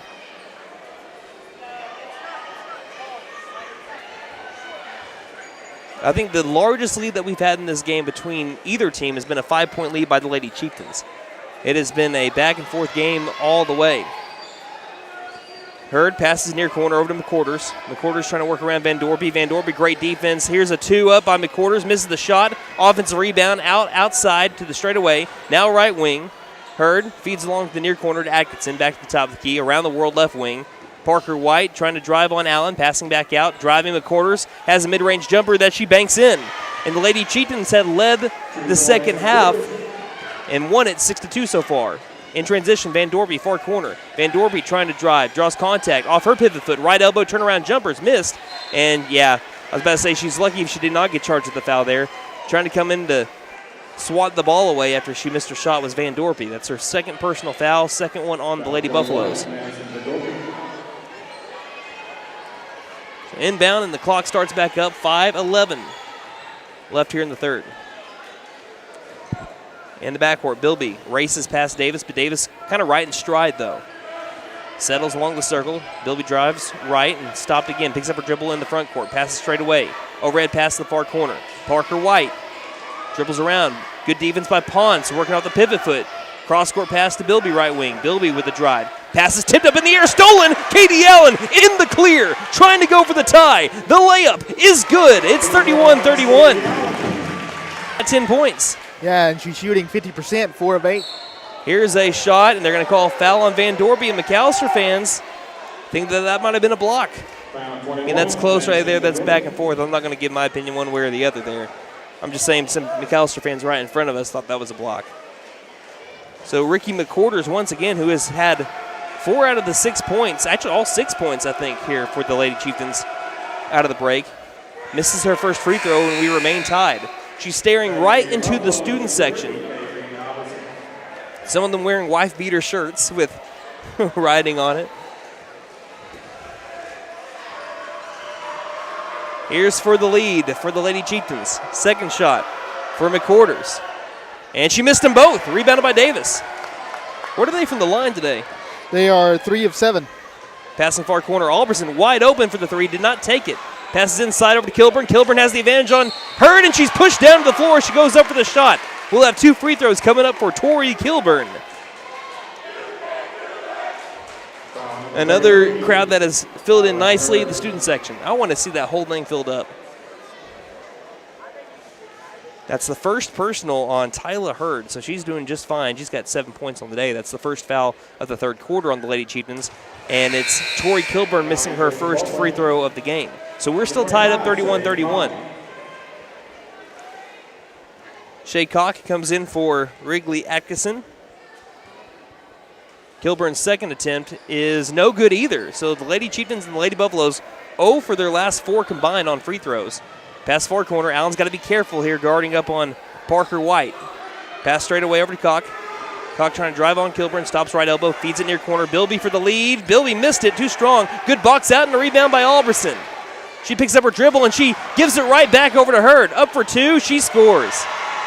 Can't have that. But again, that's just Tyla Hurd being a fantastic defensive player. Took advantage of it and scored to give the Lady Chieftains a 2-point lead. Straight away, Ponce trying to direct Alberson. She goes opposite of the screen. Passes it straight out of bounds. Some unforced turnovers here, or just some uncharacteristic turnovers for McAlester. Here in the third quarter, and the Lady Chieftains have taken advantage of it, winning the quarter by 4 so far. 33-31. Sapulpa in front. 3:34 left in the third. 14 turnovers for McAlester. Sapulpa with 10. Bilby passes near corner. Parker White trying to work around the dribble. McAlester is still in a man-to-man defense. Both defenses seem to have been that way, and we have a timeout called by Coach Caleb. 30 seconds, and we'll be back. 33-31, Chieftains in front here on Maddie, get ready to unwrap this season's greatest gift, the savings at the Nissan Thrill of the Drive sales event. Starring Santa's favorites, the Nissan Frontier and Nissan Rogue. Better hurry, Santa's working on your wish list now. Happy holidays from Benton Nissan of McAlester. And don't forget to tell them Maddie sent ya. Benton Nissan is your best deal dealer. Learn more at bentonnissan.com.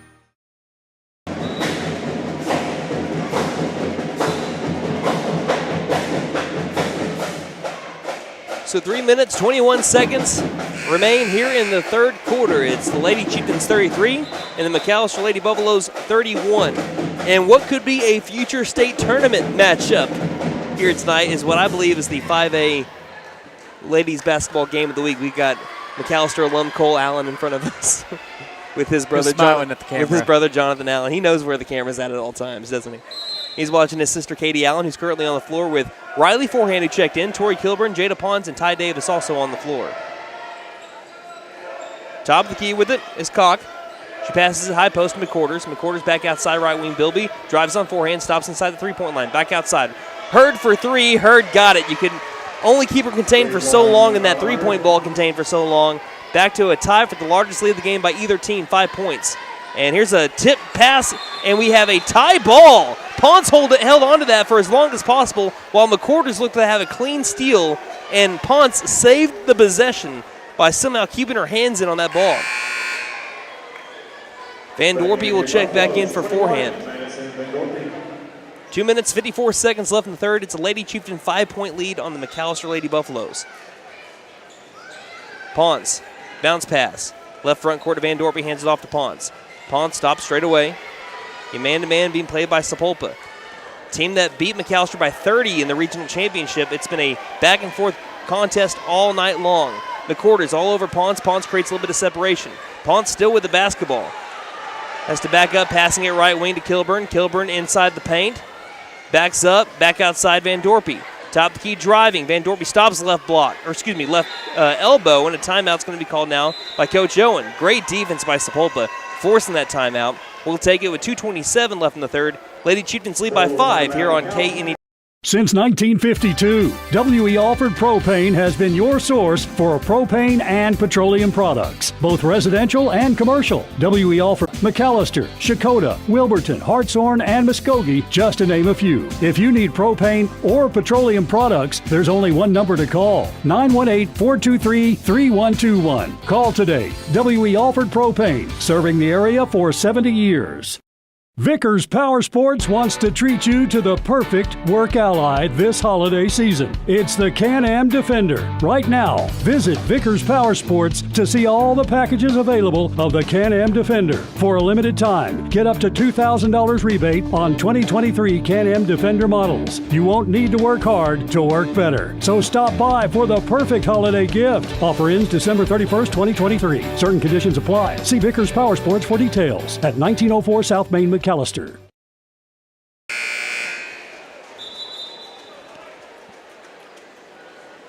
The Lady Chieftains have come roaring out of the halftime break, as right now it is 36-31.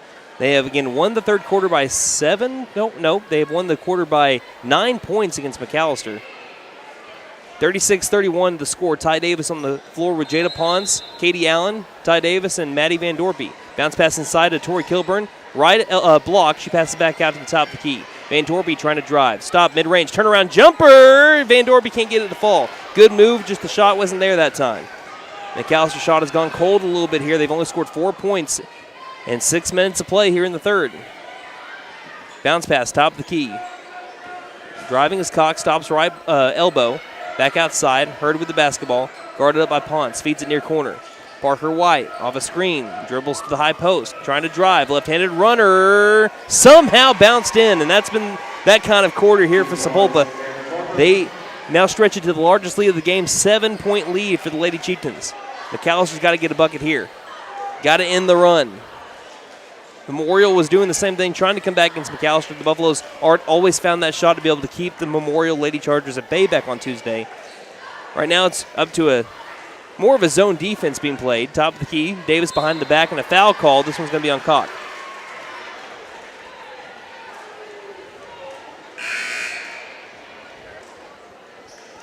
And if you see some glitching here and there on the YouTube, it's just because we have had more people, more and more, as they've been filling in.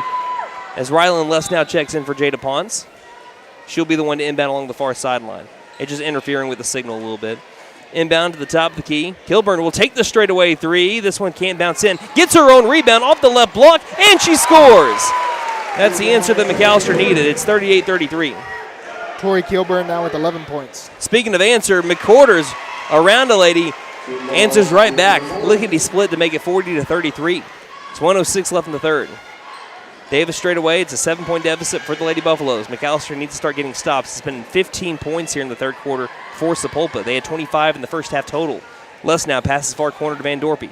Stops, right wing, tries to restart again, has to pick up a dribble, passes high post. Kilburn back outside, far corner, 3 by Les now. Painted gold! The freshman makes it a 4-point game. Rylan Les now, right between the eyes, 40-36. Just what the doctor ordered. Across the half-court line, Bilby running point this time. Passes it up, top of the key over to Koch. Koch jab step, trying to drive on Kilburn. Passes out far corner, wide open, Hurd for 3. That one's no good, rebounded by Van Dorpy. 24 seconds left in the third. Can McAlester pull it back within 2 or maybe even 1? Van Dorpy has to pick up a dribble, passing it off over to Allen. Allen kind of stumbled a little bit, but kept her dribble. Near corner, 14 seconds off a screen. Davis sets up for 3. Painted gold! Back-to-back threes by the McAlester offense. Pulls them within 1. 6 seconds left in the third. Ty Davis now with 7 points. Bilby races to the other side of the floor, passes it off far corner. 3 will not be shot. They're going to try to drive in. No good on the basket because it didn't get off in time. And we head to the fourth quarter with the Lady Buffaloes pulling it within 1. A Rylan Les now 3, and then a 3 from Ty Davis, making it 40-39. We'll be back here in just a moment. Put those fours up in the air, Lady Buff fans, here on Vickers Power Sports wants to treat you to the perfect work ally this holiday season. It's the Can-Am Defender. Right now, visit Vickers Power Sports to see all the packages available of the Can-Am Defender. For a limited time, get up to $2,000 rebate on 2023 Can-Am Defender models. You won't need to work hard to work better. So stop by for the perfect holiday gift. Offer ends December 31st, 2023. Certain conditions apply. See Vickers Power Sports for details at 1904 South Main, McAlester. You can tell of recliners are on sale right now. And when it's time to crash, we even have mattresses Christmas sale priced. Merry Christmas from Vickers Furniture, 215 South 2nd Street in McAlester. Vickers Furniture, we're right here with you.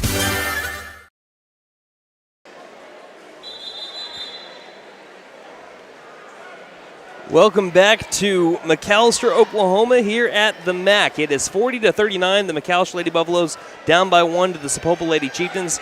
Again, having a little bit of buffering here on the video stream. We understand it's kind of catching back up.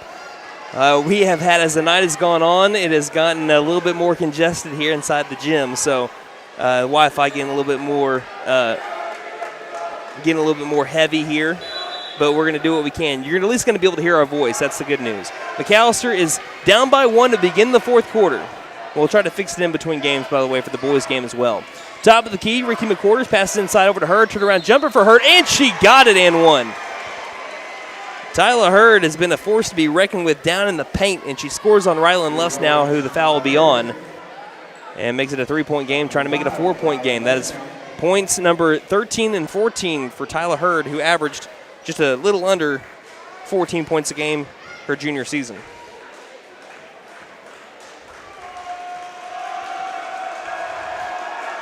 The and one attempt is missed. Rylan Hurd, who fouled, got the rebound. Passes head over to Davis. Davis in the backcourt, double teamed. Has her pass tipped and stolen. Passing back over to Hurd. Hurd back over to Parker White, and she scores. And just like that, we're back from a 1-point game now to a 5. McAllister's going to need a little bit of help in the backcourt. They're pressing, and they almost turn it over again. They do. Tyler Hurd passing ahead over for Bilby, and it's Rylan Les now saving a score, knocking it out of bounds. Jada Ponce will have to check back in. Yeah, we'll get that stream fixed during in between the girls' game and the boys' game. But the good news is it's been a great crowd for the first game, and you can tell by the the Wi-Fi. Inbound near corner. With the ball, Hurd. Feeds it near corner, wide open 3 by Parker White. That one's too strong. On the other side of the rim is Ty Davis to be able to grab that ball. Davis will dribble out between the rings, passing, feeding left wing over to Ponce. Ponce backpedals. Shoveling it off over to Allen. Allen off a screen by Kilburn. Feeds the far corner. Down along the baseline, Ponce. Back pedals towards the far corner, lobs it back down with the rainbow pass to Kilburn, back outside, soft pass, long 2, it's airballed, grazes the bottom of the netting by Jada Ponce, rebounded by the Lady Chieftains, and it's Katie Allen that knocks the ball out of bounds, pass intended for McQuarters. Yeah, Coach Singleton said, hey, bad news, we don't have Ethernet hookup for you tonight, but the good news, we have this uber strong Wi-Fi. Well, I don't think he expected as good of a crowd as we've had so far tonight. But yeah, we'll get it fixed in between games. Yeah, guys, it will be fixed. We have backup plans for backup plans. Top of the key, losing the ball. She tried to dribble it behind her back, was caught. She grabs it back with Jada Pons kind of on her. She's lucky she wasn't charged with the foul there. Far corner, long three is too strong off the back iron. Ball will be knocked loose, but there's a foul down low that's going to be on the Lady Chieftains.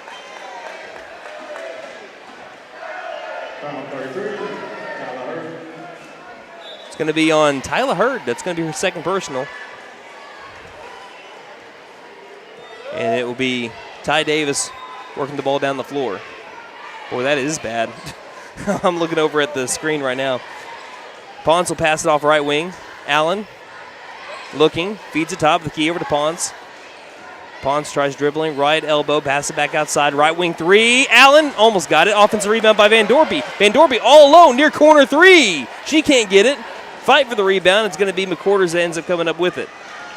Going the other way, McQuarters, top of the key, passing down low, back outside. Bilby, wide open, far corner three. That one's off the back iron. All alone was Koch off the right block. I mean, there was no one near her, and someone probably should have been on that right side of the rim. She gets her own rebound, misses the shot, but she's hacked in the act, and there'll be a couple of free throw attempts coming up here for Koch. That was a good foul by Ponce there. Make her work for those two. And that's only her second personal. First shot is no good as it rattles around. If we have a minute-long timeout coming up, I think that's going to be enough time for us to be able to fix that stream here for you guys. It's, like I said, just gotten kind of convoluted here in the gym when it comes to signal. Bodie Nystrom is checked back in. Here's the second shot. That one is good as Ponce is checked out. Back to a 6-point lead for the Lady Chieftains. Cross half court line off the inbound Van Dorpy all the way towards the rim, and she can't make the runner. McAllister's got to make those shots down low. That one was still contested, but not that strong. Bilby will have it now in the left front court in a 6-point game in which Sapulpa has led for the majority of the second half. Left front court, Little Bear dribbles back towards the circle, guarded up by Allen. Man-to-man defense by McAllister. Top of the key, Hurd slipped, but she gathers her footing, still with the dribble. Looked to go inside, had to dribble it back out. Bilby open for three for a moment. Van Dorpy gets back on her. Long two is up, and that one's no good. Didn't hit the rim, but hit the backboard. Offensive board again. McQuarters scores, makes the most out of it. McAllister won the rebounding battle in the first half, not in the second, and we're going to be having a timeout. We'll take a timeout. We'll see how long it is. Looks like this will be a 60-second, 4:54 left to go. No, 30-second, 30-second. 4:54 left to go in the game. Sapulpa leads 47-39 here on. Hey guys, it's Sam from Sam Wampler's Freedom Ford here in McAlester. We understand how busy we all are these days. It's hard to find time just to get your vehicle serviced, and we are proud to offer the Freedom Express. We can either pick up your vehicle and bring it back when we finish, or for lighter maintenance, we can send our mobile service techs to you. We can do all this with almost all makes and models. I know life gets busy, so I hope this helps. Come see us here at Sam Wampler's Freedom Ford in beautiful McAlester and let us make it happen for you.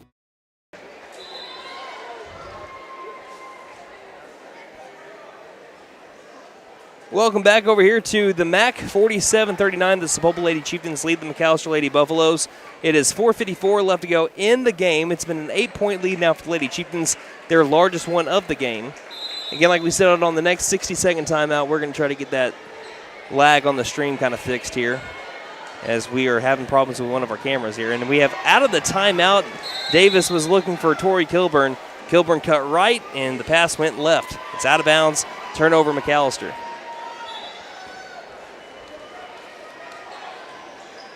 The Lady Buffaloes need to start getting it in control and starting to force some. I mean, they've been able to force turnovers, but they got to get some stops here and start up their shot again like they were able to do at the end of the third quarter. Bilby dribbles right, feeds it off near corner. Dribbling around the Argus Herd, guarded up by Nystrom. Dribbles in, has to pass back out. Bilby stops right elbow, passes down low. Over to Koch, being guarded by Kilburn. Turn around, shot up, and a late whistle, foul on Kilburn.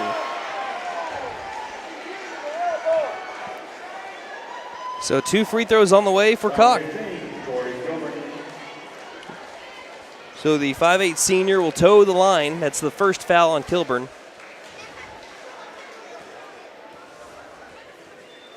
Yeah, it looks like it's coming in waves over there, Nate. Yeah, it is. First shot's missed off the left side of the rim. But again, first game at the MAC, you kind of learn what you can do, what you can't. Yeah. If there's no one in the gym, it's not a problem. Yeah. Kind of reminded me of the old Bob Brumley Gymnasium when we'd have some problems when more people got in the gym. And once again, Sapulpa misses both the free throws, but an offensive rebound by McQuarters being guarded by 2 different McAlester players leads it to being a 10-point game for the Lady Chieftains. Yeah, they now have 10 offensive boards. Ponce with the ball. McAllister's got to get something going quickly. Van Dorpy, top of the key, near corner to Allen. Allen overhead pass. What a pass inside for Davis. Davis, line drive 2 is missed. A fight for the rebound. Offensive board by Allen. Right wing 3 by Van Dorpy. Paint it gold. Just what the doctor ordered. When they think you're out, they bring you right back in. 3:47 left in the game. We'll take a timeout. 49-42 the score here on KNED. Elevate your game with Freeze and Flare Heat and Air. Get your new home system today at $500 off, plus a 5-year labor and 10-year parts warranty. It's a slam dunk for your basketball comfort. For a limited time only, use the keyword basketball. Get your courtside offer today. Don't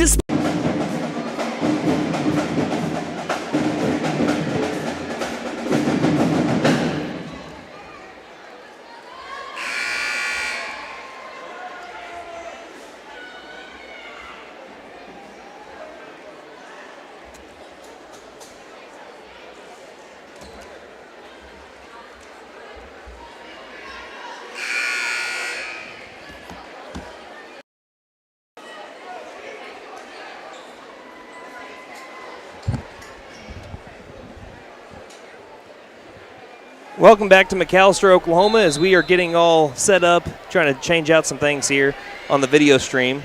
So bear with me for a second. It looks like we're just about ready to go again, if y'all are still with us, as Sapulpa has the basketball thrown out of bounds. It's actually tipped out of bounds by McAlester. We just about good to go once again, Nate? Yeah, it looks like we are good to go. Okay. So, yeah, we were starting to have some issues with the yeah, so we had to change things up around a little bit as Sapulpa with the basketball down low. Tyler Hurd goes up with the shot, and it's sandwiched. The ball gets sandwiched between the rim and the backboard. And so who's got the tie ball? I think it's going to be Sapulpa basketball still. So we're just having to set up a new camera in the middle on the fly here. Y'all getting to see what the pregame looks like. Yeah. For sure. Where did that come from? I don't know. This is weird. Okay, it's actually McAlester basketball. I don't know what's going on. We'll fix it up in a little bit. But right now I'll give you the guys the play-by-play action as we go along. Right wing 3 is going to be missed by Van Dorpy, rebounded by the Lady Chieftains. Going the other way, McQuarters trying to drive in, up with the 2. I don't know how she keeps on doing it. She was a great freshman last year, and the sophomore gets another bucket to make it 51-42. Going the other way, Allen can't get her shot to fall. Bilby will watch it go out of bounds. McAlester thought it was last touch by Sapulpa, but it's not. It'll be Sapulpa basketball here with 3:05 left in the game. I think we just about got it good to go here.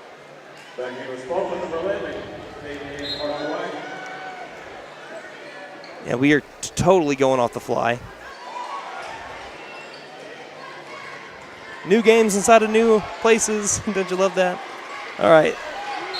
Here we have a foul that's going to be called. I don't know if it's on McAlester or they're going to call this one on Tori Kilburn. That was just her second personal foul for Tori. All right, I think we're just about good to go now. Sweet. For the moment. For the video stream, at least. Across the half-court line with the ball. Tyler Hurd, 2:55 remaining in the game, 51-42. And the ball gets knocked out of bounds. By the way, like you said, Kilburn, her second personal foul. 4 fouls on McAlester, 1 more since the Lady Chieftains to the line. It's a 9-point lead for Sapulpa, 51-42. Inbound right front court. Little Bear with the basketball, passes back right wing. Over to Parker White. 9-point lead. Sapulpa looking for a shot down inside. McQuarters goes up for 2, and She's got the magic touch tonight. Hard off the glass, but just soft enough to be able to hang on the front side of the rim and fall in, and it's 11-point lead for the Lady Chieftains. Ponce traveled, but didn't get called. High post 2 is good.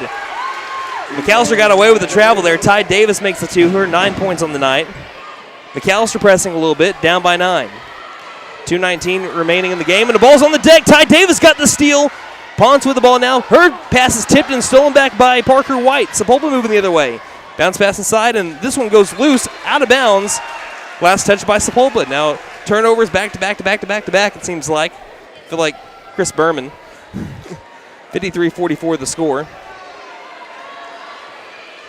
Boy, home run derbies were best with Boomer, right? Yeah, I think so. 100%.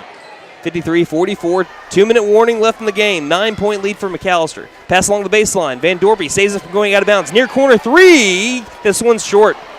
Airballed and rebounded by Little Bear of Sapulpa. Really needed that one to go with 1:45 left, and we will have another timeout called here. We'll take it on KNED. Due to the enormous success, the Black Friday sales event has been held over through December 2nd at Patriot Chrysler Dodge Jeep and Ram in McAlester. Hundreds of new and used vehicles with special Black Friday offers. The Black Friday sales event has been held over through December 2nd at Patriot Chrysler Dodge Jeep and Ram in McAlester. Hundreds of new and used vehicles with special Black Friday offers. Only at Patriot Chrysler Dodge Jeep and Ram in McAlester. Cost less here in the Big Mac, and that's a fact. My wife makes the best lasagna, even in that old kitchen of ours. She deserves the best kitchen money can buy, but all our cash was tied up. So we went to the Bank N.A. for a loan for our kitchen remodel, and the folks at the Bank N.A. came through for us and our family. Plus, the Bank N.A. is local, so the money stays in town. Call 918-423-2265 or go into the Bank N.A. to get your loan for whatever your family wants or needs. The Bank N.A. Strong, secure, and ready to loan. Member FDIC, Equal Housing Lender.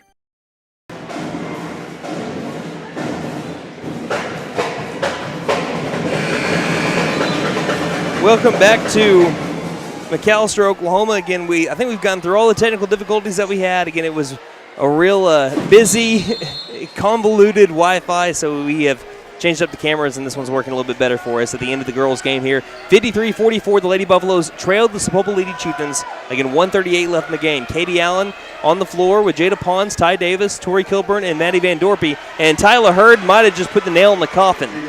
Goes up and scores to get her 16th point of the contest, and it's back to an 11-point lead for the Lady Chieftains. Near corner, Allen. Dribbles, pass tipped by Hurd, tipped again by Hurd. She's all over the place, whether she's outside the perimeter or inside. Driving in for 2, and it makes it a 13-point game. Sapulpa leading 57-44. Van Dorpy racing ahead. Picks up her dribble, lobs it for Davis. That ball is going to be tipped by Davis, but gathered back by Pons just inside the three-point line. Bounce pass outside, 60 seconds left. Long 3 by Pons. Paying it cold. One thing that's been working for McAlester, that 3-ball. Timeout called again. We'll take it one more time at least with 53 seconds left in the game. 57-47. Sapulpa leads McAlester here. Maddie, get ready to unwrap this season's greatest gift, the savings at the Nissan Thrill of the Drive sales event. Starring Santa's favorites, the Nissan Frontier and Nissan Rogue. Better hurry, Santa's working on your wish list now. Happy holidays from Benton Nissan of McAlester. And don't forget to tell them Maddie sent ya. Benton Nissan is your best deal dealer. Learn more at bentonnissan.com. Since 1952, W.E. Alford Propane has been your source for propane and petroleum products, both residential and commercial. W.E. Alford Propane serves eastern and southeastern Oklahoma with locations in the Eufaula area, McAlester, Shakota, Wilburton, Hartshorn, and Muskogee, just to name a few. If you need propane or petroleum products, there's only one number to call, 918-423-3121. Call today. W.E. Alford Propane, serving the area for 70 years.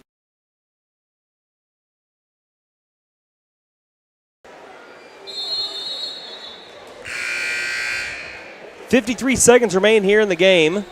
Lady Chieftains lead by 10 over the McAlester Lady Buffaloes, and if the Lady Buffaloes lose this game by double digits, it's not going to be what the actual game was itself. This one was a 1-point game going to the fourth quarter.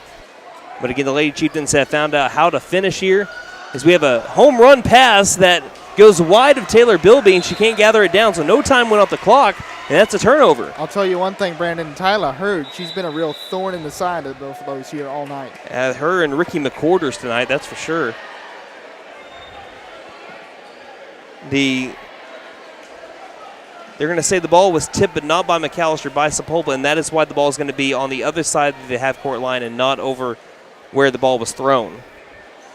So that's why the Lady Buffaloes will have to once again go the length of the floor. Ponce is going to roll it up to Davis, and they grab it with 53 seconds. The clock has begun. 10-point lead.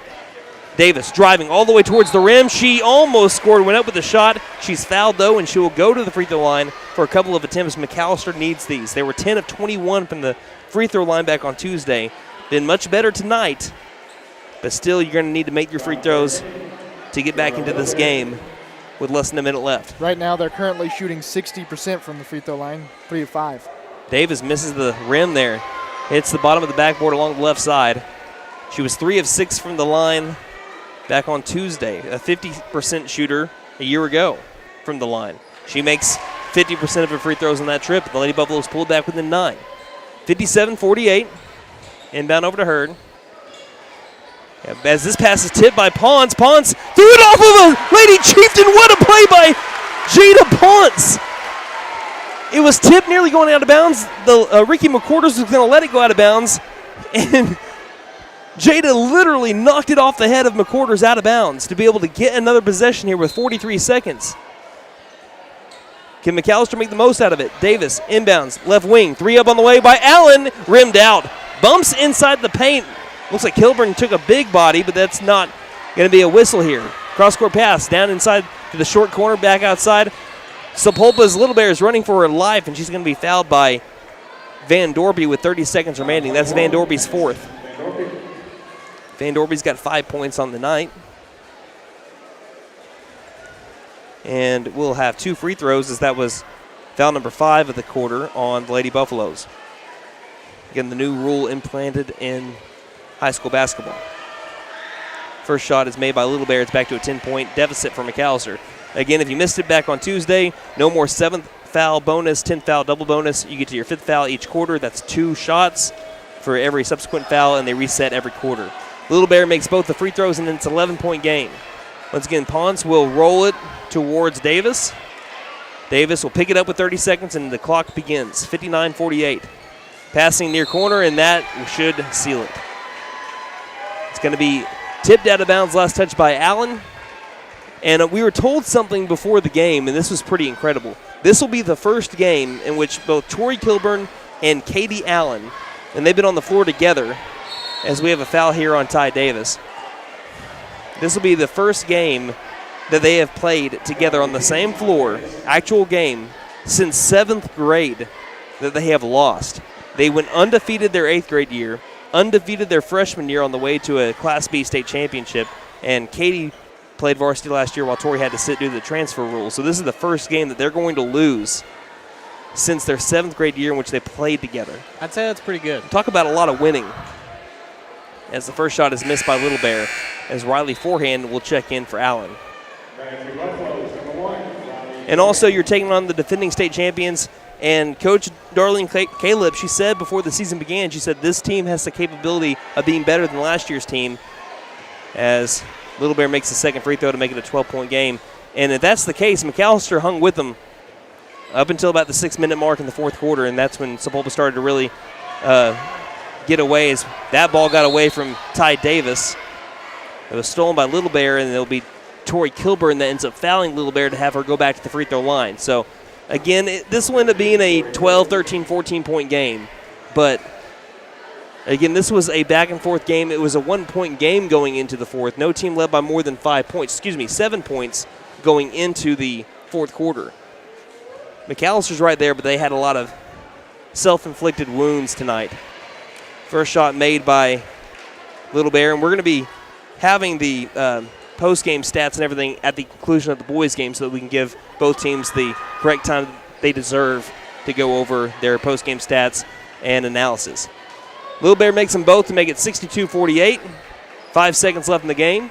Ponce dribbles right wing, looks inside. Great pass for Tori Kilburn. She can't make her own shot. Gets the offensive board and puts it in at the buzzer to pull it within 12, but that is the end of the game. 62-50, the Sapulpa Lady Chieftains, they ended up coming back and then finished with a vengeance, winning the second half by 14 points to take down to take down McAlester 62-50, and that is the final score. Sapulpa starts off their season with a bang, a 1-0 record. McAlester falls to 1-1 going into next week when they'll take on the Durant Lady Lions. So Sapulpa wins the first game of the year for them. McAlester trying to win their first game of the season as they are 0-1. The boys are, as they're taking on the Sapulpa Chieftains, looking for their first win since January of this year. So it's going to be pretty interesting. You want to stick around for the pregame show coming up in just a moment for the boys here on KNED. Vickers Power Sports wants to treat you to the perfect work ally this holiday season. It's the Can-Am Defender. Right now, visit Vickers Power Sports to see all the packages available of the Can-Am Defender. For a limited time, get up to $2,000 rebate on 2023 Can-Am Defender models. You won't need to work hard to work better. So stop by for the perfect holiday gift. Offer ends December 31st, 2023. Certain conditions apply. See Vickers Power Sports for details at 1904 South Main, McAlester.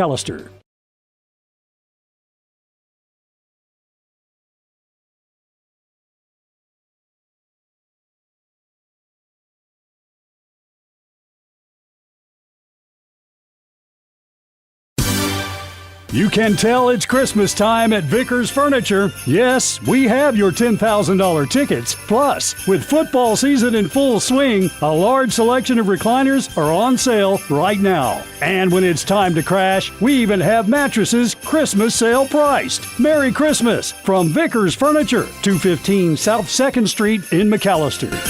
Vickers Furniture, we're right here with you.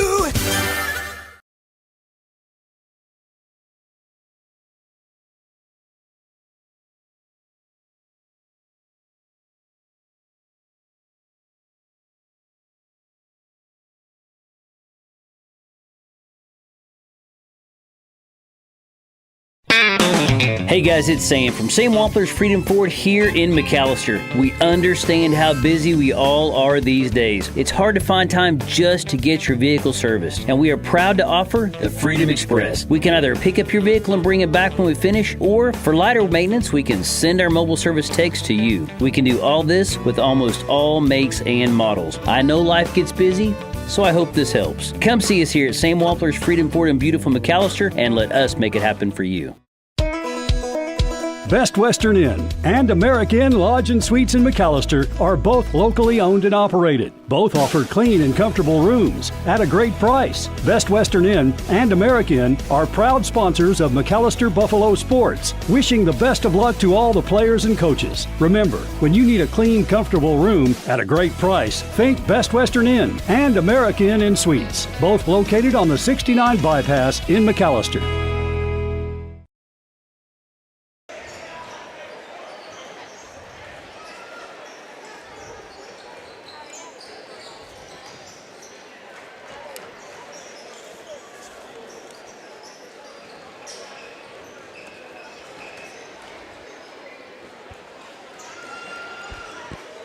Welcome back to the McAlester Activity Center here in Buffalo Country. We just finished up the ladies' game in which the McAlester Lady Buffaloes fell to the defending state champions, the Sapulpa Lady Chieftains, 62-50.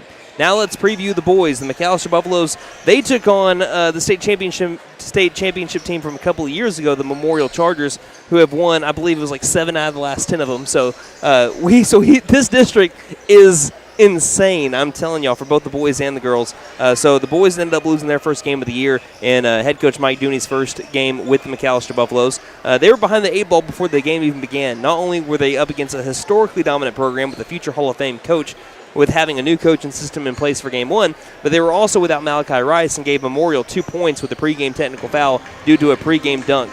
After going down 15-1, McAlester made it a 17-10 game after 1 quarter, but Memorial owned the game from then on. McAlester couldn't buy a bucket with a $10,000 check. They shot 19% from the field in the first half, 26% on the game, with 17% from 3 to Memorial's 46% and 32 from 3. The Buffaloes were also out-rebounded 39-21, including 14 offensive rebounds from Memorial to McAlster's 4. The Buffaloes did force 21 turnovers, but had 25 themselves. And while they were 6 of 8 from the free throw line, they sent Memorial to the line for 16 attempts, in which the Chargers made 8. Some players that stood out: Caden Duke had a career high on 3 of 6 shooting, had 9 points, 2 of 3 from the three-point line, and 5 rebounds. Freshmen Brandon Smith and Davian Pouncil each had 6 points apiece in their first varsity games, each making 2 shots from the field. Pouncil had a 3 in there as well. Now go ahead and previewing the the Sapulpa Chieftains. They're led by head coach Jordan Nagel, and if that name sounds familiar to you, it's because he was the Bishop Kelly Commons head coach for the past 4 seasons. According to the Tulsa World, in his first year, while he was with the Comets, I'm getting all my mascots confused here, he had a 52-44 record with 1 Class 5A state tournament berth. The Comets were 17-9 this past season for their most wins in a decade. He goes back to his alma mater. He was a 2007 graduate, where he was a 3-year starter. He succeeds Ricky Bruner, a 2000 Sapulpa graduate who led the Chieftains to 2 state tournament berths in 6 years, including a 5A state semifinal appearance in 2021. The 2019 berth was Sapulpa's first in 20 years, but the Chieftains were 4-19 in 2021-2022, and he stepped down following last season's 5-18 finish that ended with 13 straight losses. But look at this. 14 of their 23 games were against 6A schools. They took on a lot of tough teams, and they still scored 50.7 points a game, gave up 67 points a game. They lost in the 5A regional to Edison Prep, 67-36. They're looking for their first win since January 5th of 2023. So first win since January 5th, nearly a full calendar year. They beat Lincoln Christian in the Lincoln Christian Winter Classic, 52-46. Lincoln Christian was the only school Sapulpa faced that was below 5A. Sapulpa beat Jordan Nagel's Bishop Kelly team, so they played each other, so Jordan Nagel got to see his future players a little bit early. Sapulpa beat Bishop Kelly in the opening round of the BK Invitational, 70-61. So Nagel says, after a few challenging years, we see the season as an opportunity to redefine what it means to be a Sapulpa Chieftain. The goal is clear: end our seniors' careers on a high note and lay the foundation for a brighter future of our basketball program.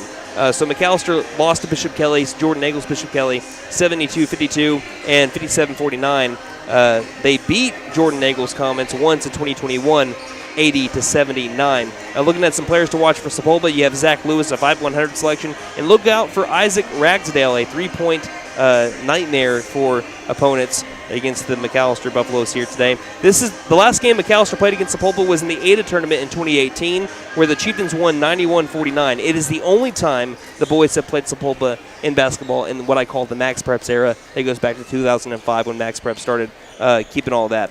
And looking at the 5A4 standings, Memorial leads it at 1-0, Hall at 1-0. Coweta, Durant, Sapulpa, Will Rogers have not played a district game so far. Edison and McAlester are both 0-1 down at the bottom.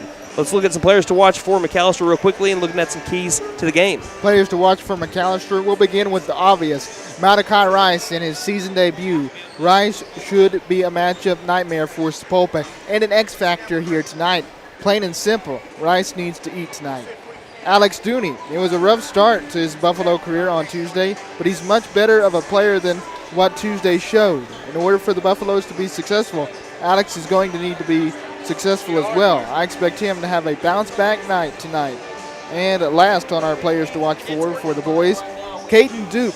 The shooting for McAlester was pretty rough on Tuesday, but the leading scorer for the Buffaloes that night didn't have that problem. He was 50% from the field and was 2 of 3 from 3.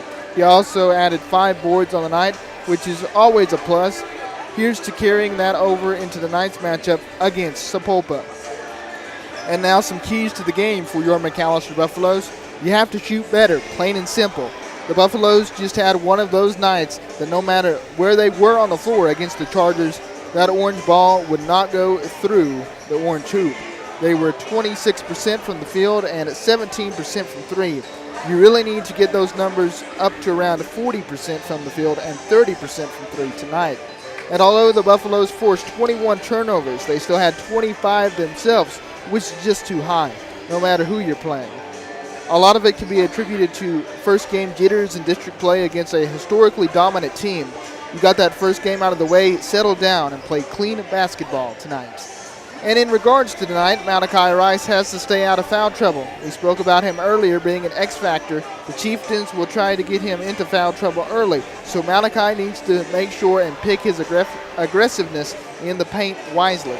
All right, we'll take a 60-second break and have tip-off for the boys coming up in just a moment. Sapulpa and McAlester here on McAlester Direct Primary Care offers 24/7 access to your provider. Deeply discounted rates on labs and imaging, more time with your provider, unlimited appointments, same day or next day appointments, and even home visits for a flat monthly membership fee. We don't accept insurance, but all are welcome to join. Dr. Bradley Cross has joined, Dr. Chris Bean, Dr. Chelsea Burgess, and Joy Ald APRN, who are accepting new patients. For more information, please stop by our office, McAlester Direct Primary Care at 6th and Carl Albert, or give us a call at 918-23... Chrysler Dodge Jeep and Ram in McAlester. Hundreds of new and used vehicles with special Black Friday offers. The Black Friday sales event has been held over through December 2nd at Patriot Chrysler Dodge Jeep and Ram in McAlester. Hundreds of new and used vehicles with special Black Friday offers. Only at Patriot Chrysler Dodge Jeep and Ram in McAlester. Costs less here in the Big Mac, and that's a fact.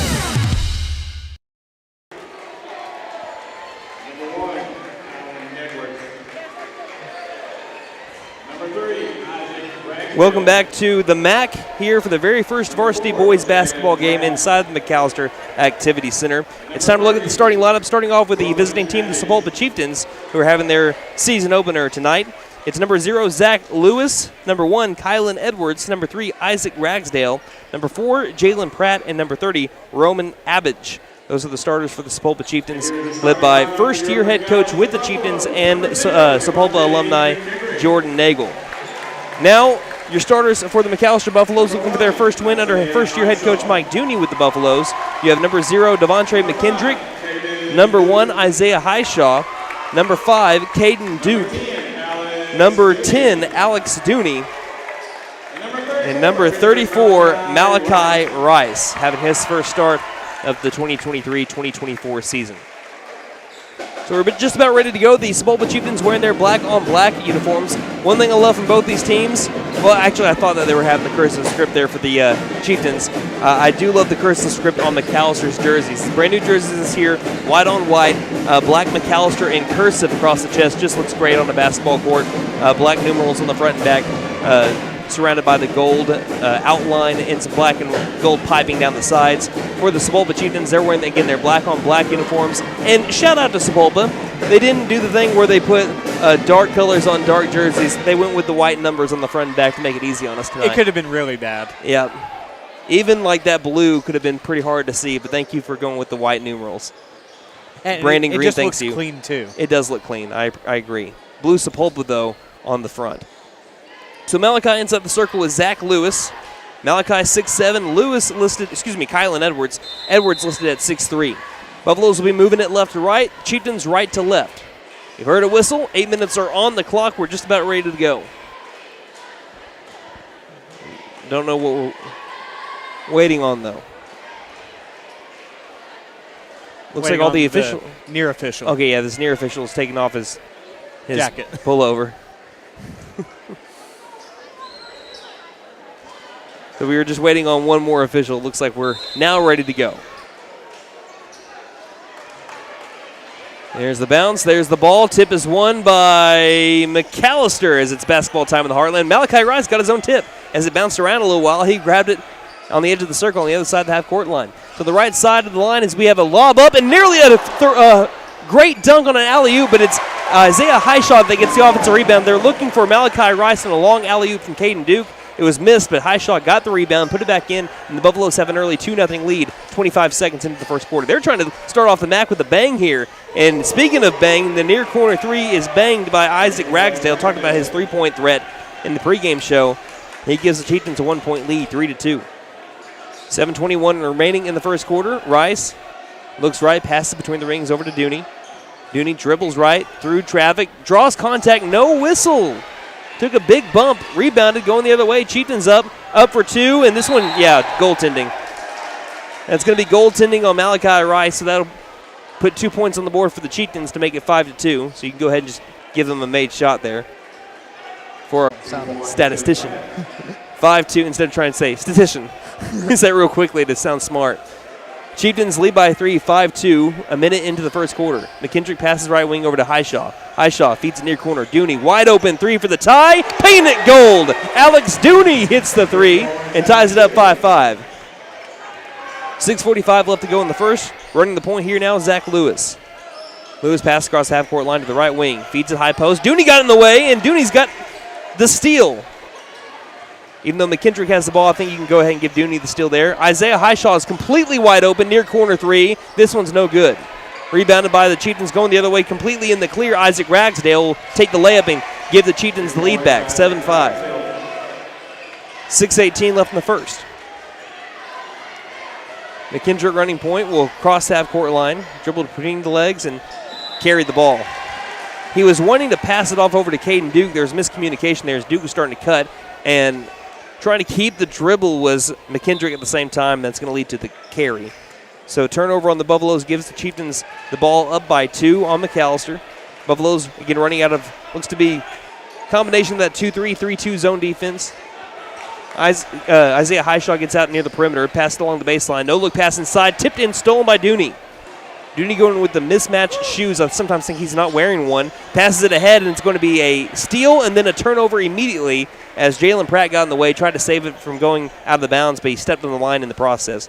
Ball will go back to McAlester. Alex Dooney already got 2 steals tonight and a couple of points here. And, you know, we talked about him in the pregame show. If he can get hot, he could be a difference maker. Speaking of Dooney, as we have a rebound out to Highshaw. He's wearing his left shoe black, his right shoe white. So you can always tell where Dooney's out on the floor.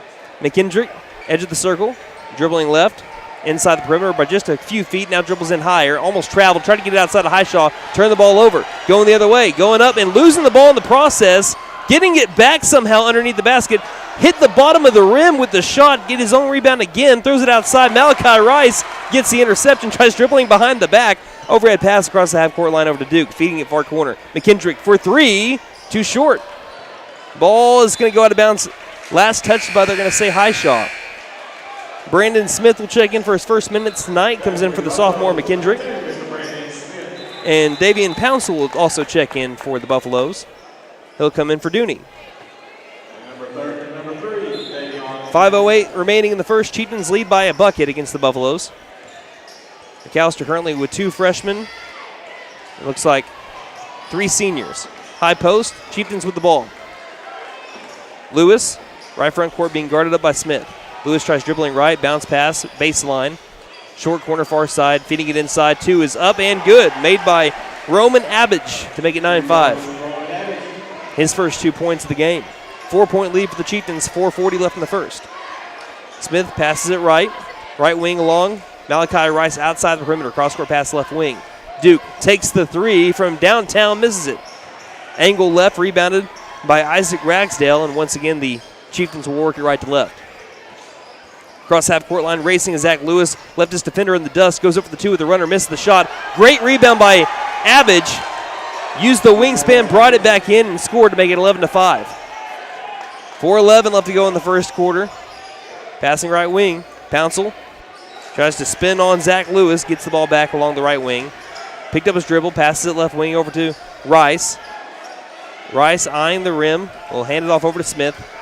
Smith between the rings. Smith tries driving, stops, step back, long 2 is going to be off the backboard, no good. McAlester shooting woes are carrying over from Tuesday, where they shot 19% in the first half and 26% on the game. Just really struggled with their shot. And so far tonight, they're down by 6 because a lot of the same reasons. Between the rings, passing left wing to Lewis. Lewis shoveling it near corner. Pratt tried driving, get it back outside over to Ragsdale, who hits another 3, and that'll be a 30-second timeout for McAlester in response. 14-5, Chieftains lead the Buffaloes with 3:28 left in the first. Here on My wife makes the best lasagna, even in that old kitchen of ours. She deserves the best kitchen money can buy, but all our cash was tied up.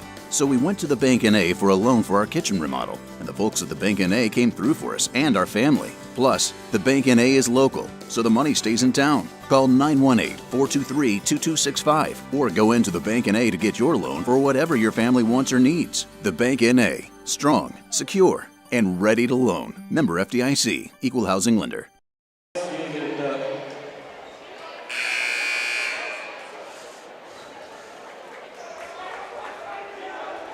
So once again, it's been shooting woes for McAlester, the reason why they're down now to Sapulpa. Sapulpa shooting 75% from the field, McAlester 25%. Both teams have taken 8 shots apiece. McAlester has made 2 of them. Sapulpa has made 6, including a pair of threes. Someone's got to get a hand in the face of Isaac Ragsdale. Alex Dooney checks back in. It's Brandon Smith along with them. Malachi Rice, Davian Pouncil, and Garrett Pickett getting his first minutes of the night. Top of the key, passing it straight off over to another man, Jalen Pratt in the clear, up with the left-handed layup and scoring. And this one's getting away from McAlester pretty quickly here. 3:09 left in the first, 16-5, and another turnover. Jalen Pratt gets the steal. It's Brandon Smith that tried going for the block, and he fouls the man in the process, and we have 2 free throws coming up for Jalen Pratt. 3:03 left in the first quarter. McAlester led this game at one point, 2-0 right out of the gate. They have scored 3 points in the last almost 5 minutes. Pratt's free throw is good. Makes it 17-5.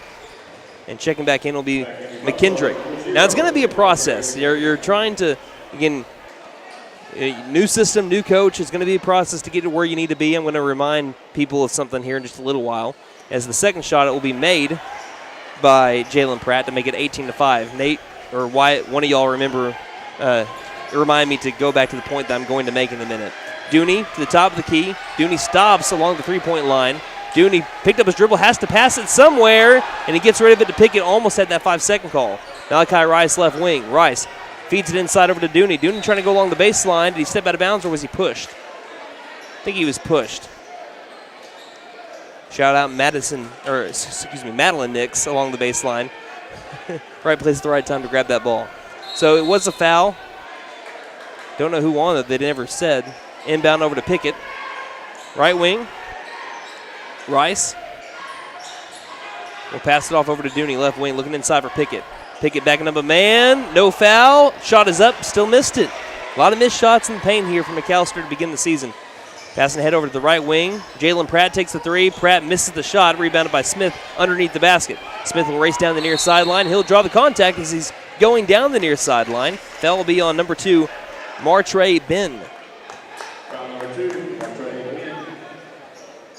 Scoreboard has that as the first foul on the Chieftains, so I think someone must have just touched the ball as they're stepping out of bounds on the last possession here. McKendrick will take the ball and pass it off over to the far corner. Dooney has him back inside over to Malachi Rice, who's fouled on his way up for the 2, and he'll get 2 free throws coming up. 1 second, because I know someone's in the way of the video.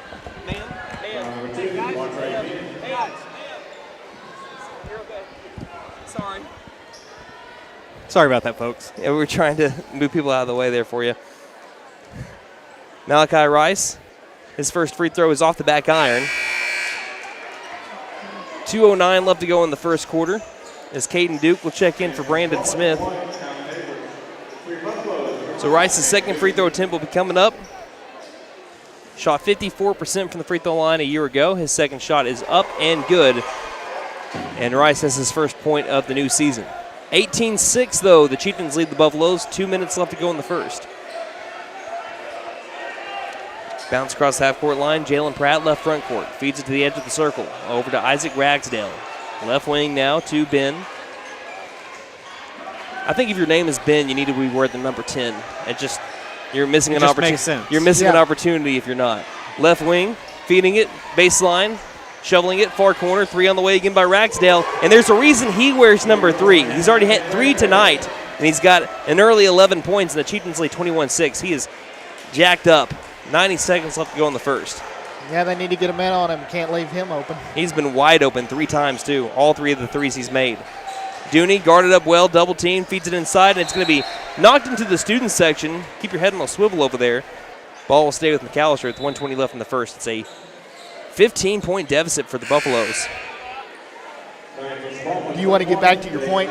Yeah, remember that just because McAlester lost 70-33 and things aren't looking good so far as we have a steal here going the other way, Kylan Edwards driving towards the rim, goes up for the 2. Oh, Malachi Rice! Get it out of here! The block along the baseline. Ball will stay with Sapulpa, but I want to remind everybody what happened in the first 2 games, and I know it's a totally different sport, but what happened in the first 2 games of Forrest Mazzie's career as a McAlester Buffalo head football coach. I believe the first one was Muskogee. And it was not good. It was a blowout loss. And I can't remember what the second game was. Second one was to Poto. McAlester had just a little over 150 yards of offense. McKendrick got a steal here as he crossed the half-court line. As we have a minute left in the first, want to remind everyone that McAlester has since gone to 2 state title games. Driving in, McKendrick 4-2, gets the layup, and the Buffaloes get back on the board. It's 21-8, 47 seconds left to go in the first, so you got to trust the process. Things are going to take some time if you want to get back against some winning ways, but you got to start guarding the three. Zach Lewis with another three, and it makes it 24-8. They have tripled the score of the Buffaloes. 41 seconds left to go in the first. We'll take a 30-second break and be back here on. Maddie, get ready to unwrap this season's greatest gift, the savings at the Nissan Thrill of the Drive sales event. Starring Santa's favorites, the Nissan Frontier and Nissan Rogue. Better hurry, Santa's working on your wish list now. Happy holidays from Benton Nissan of McAlester. And don't forget to tell them Maddie sent ya. Benton Nissan is your best deal dealer. Learn more at bentonnissan.com.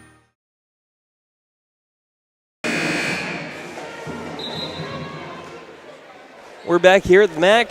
McAlester down to the Chieftains 24-8. Just really struggling. Really, it's the three ball for the Chieftains. They have made 4 of 5 from the three, accounting for half of their points.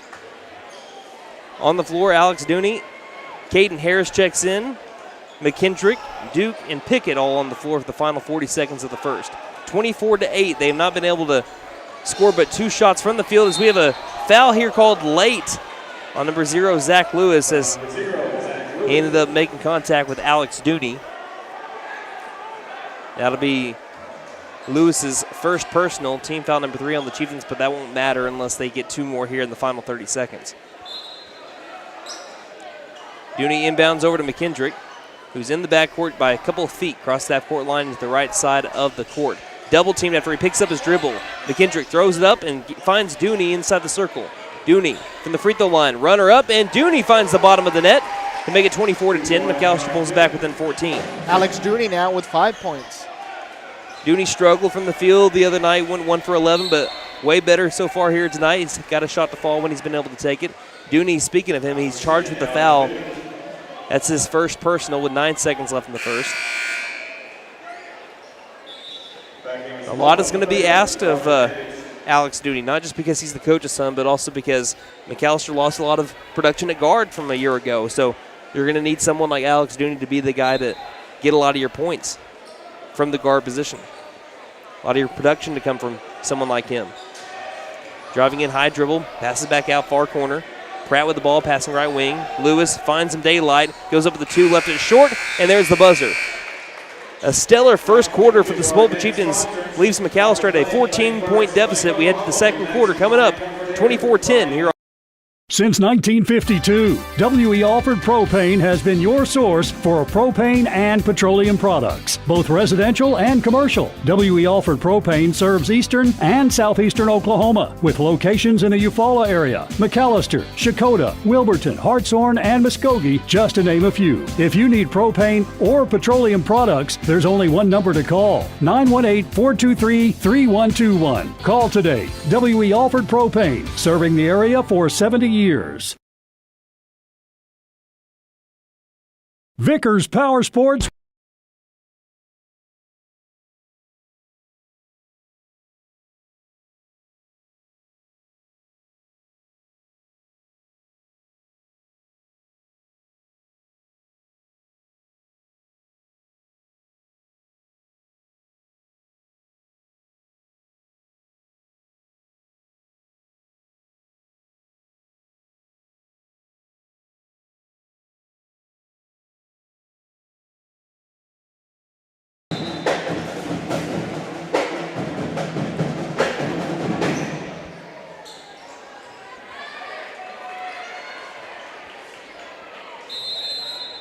So Alex Dooney, Brandon Smith, Caden Duke, Malachi Rice, and Garrett Pickett on the floor to begin the second quarter for McAlester.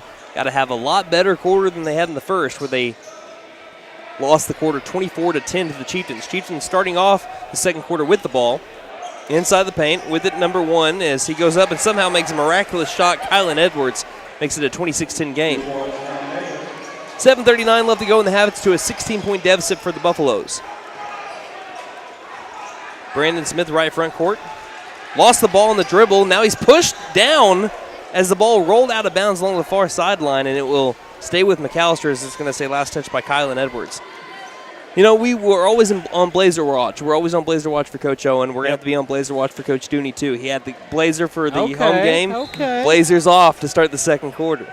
Rocking the gold tie with the black shirt here in his home opener with the Buffaloes. And there's a whistle all day long. Zach Lewis charged with the reach and foul on Dooney. That should be his second foul, and it is. 7:23 left in the half. It's a 26-10 game. The Chieftains lead McAlester. Back in the spot, number 2, Andre Green.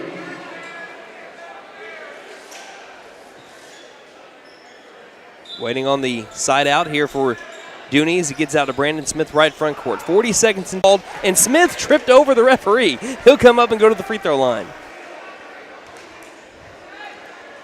Foul's going to be on Jaden Lanham. And 2 free throws on the way for Smith. Smith, in his varsity debut, the freshman, was 2 of 8 from the field. Struggled from beyond the arc. He was 0 of 5 there, but was 2 of 3 from the free throw line with 2 boards, a steal, and a block on his way to 6 points as he misses the first free throw off the left.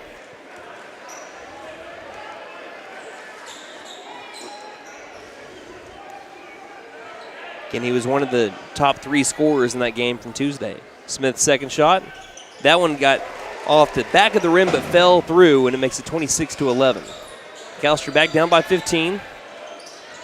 With ball, Edwards down the far sideline, double team, throws it over to the left front court, over to Ben on a short hop.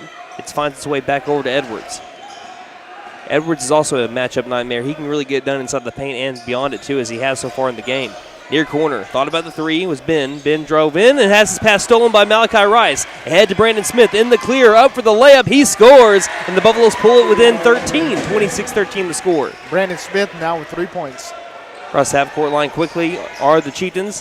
High post 2 with a hand in his face, and it doesn't fall. Offensive board by the shooter, Abbage. Inside for the teardrop shot. He misses it again. Rebounded by Brandon Smith. Smith takes himself across the half-court line. Team down by 13. 6:27 left in the half. Errant pass stolen by Edwards. 1-on-1. Up for 2, and the right-handed dunk is missed, but cleaning it up like a janitor, number 2, Maytre Ben, says, I got you, bro. Makes it 28-13. 6:12 left to go in the half. Passing right wing, Malachi Rice. Throws it straight into a Chieftain. A lot of long distances between passes here, and a foul called on Caden Duke as he was trying to chase down Jalen Pratt. A lot of long passes that are what's the word I'm looking for? They're readable, very readable, and it's leading to telegraphed. Telegraphed is the word I'm looking for. Thank you, Nate. Leading to easy steals and transition points here in the second quarter. First shot is made as Duke has his first foul. That was the first foul of the Buffaloes in the second quarter. Highshaw will check in for, that's Pickett. Dooney checks out, so does Duke. As into the game is McKendrick and Pouncil. Only Smith and Rice remain from the last group of 5. Second shot on the way, and he makes them both. Makes it 30-13. Buffalo's substituted 40 times back on Tuesday, so they're, again, trying to figure out what works here in the early season against varsity opponents, especially 5A, in Sapulpa's case, former 6A team. Made it to the state tournament in 2019 as a 6A team. Long right wing 3 by Highshaw is short and rebounded by Edwards. Edwards ahead over to Lanham. Lanham for 2, got it. Highshaw trying to go with the chase down block, but now it's a 19-point lead for the Chieftains. Across the half-court line, McKendrick hands it off over to Smith. Freshman right front court. Staring at the rim where it has a 5:29 right above it on the what would be shot clock. Between the rings, passing near corner, Malachi Rice takes the 3. Painted gold, Malachi Rice. I believe that's his first official varsity three-point attempt, and nothing but net for Rice, making it 32-16. It's almost like Happy Gilmore, as we have a far corner 3 that's short. Malachi Rice tips it over to a Chieftain, the guy that shot the ball, Jalen Pratt. He goes up for a cross-court pass and finds number 21, Jaden Lanham. But going back to my point, it's like Happy Gilmore when he says, Happy learned how to putt. Malachi Rice can shoot threes like that consistently. Watch out. 32-16, left wing. 4:45 left in the half. Chieftains still with the basketball. It felt like a forever possession here. Down inside the paint. Abbage ripped it loose. Pouncil's got the steal here. Down the far sideline, Smith. Smith trying to cut through defenders. Does so. What a magic move by Brandon Smith. Scores to make it 32-18. Yeah, good job by Brandon Smith. He's got 5 points on the night, able to take advantage of that steal. Foul down low by Pouncil as Abbage was going up for the 2. So Abbage will have 2 free throws heading his way. Brandon Smith faced 3 different defenders. He split 2 of them and then finished at another one of them. Roman Abbage at the free throw line, the senior forward standing at 6'5", makes the first free throw. Pickett will check in, so will Dooney. Coming out will be Highshaw and Pouncil.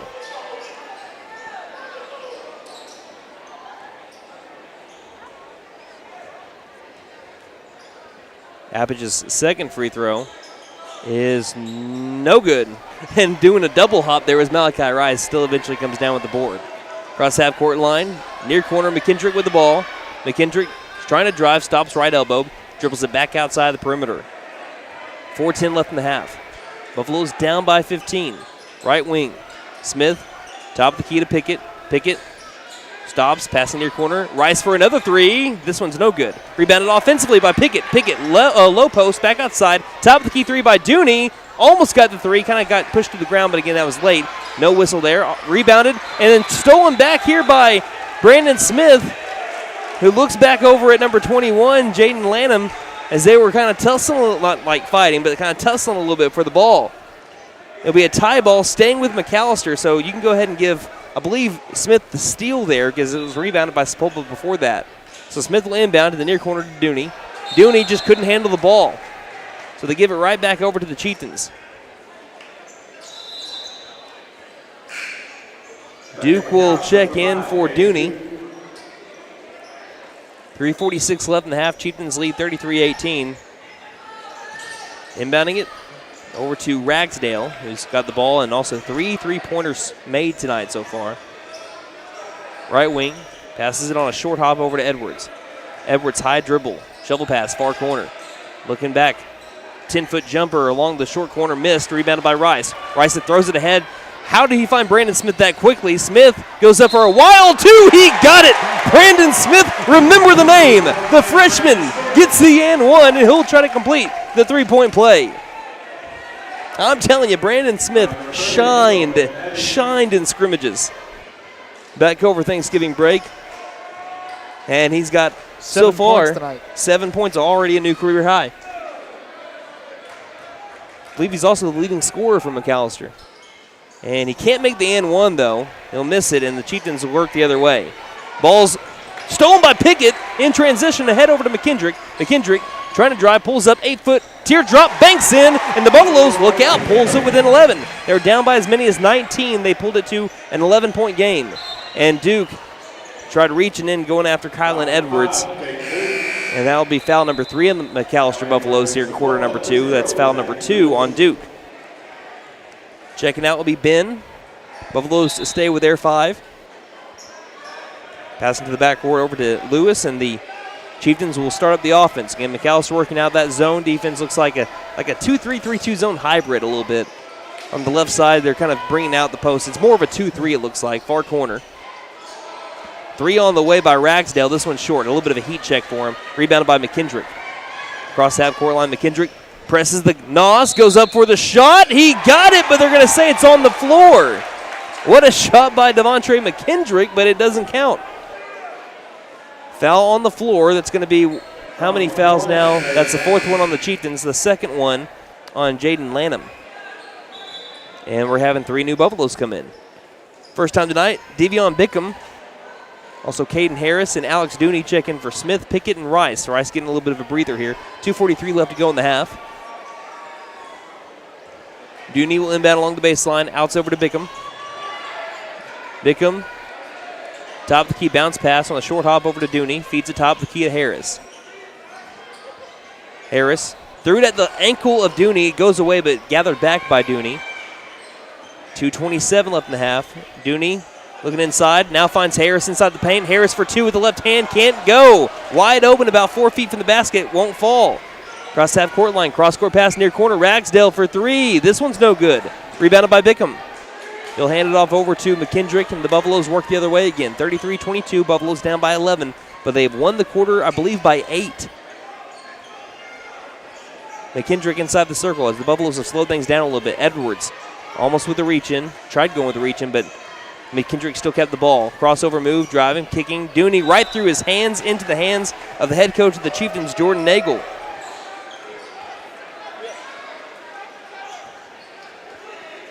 .152 left in the half. Inbounding over to Lewis. McKendrick guarding him. He runs past McKendrick. McKendrick is going to get charged with the foul as he's the one that is charged to push Zach Lewis. Brandon Smith will come back in for McKendrick. And looks like Pickett will come in here pretty soon on the next dead ball. In the backcourt, Lewis being guarded by Dooney. Across the half-court line, dribbling in, feeds it to the top of the key to Edwards. Edwards shoveling near corner to Ragsdale, left wing. Ragsdale being guarded by Smith. Pass between the rings, around the perimeter to the right wing. Driving in, two-pointer up, drawed contact, and there's the whistle. No shot made, but Lewis will go to the line for 2 free throws. And that's foul number 5 on McAlester. Every foul here for the remainder of the second quarter will send the Chieftains to the line with the exception of offensive fouls. Foul was on Caden Harris, his first personal.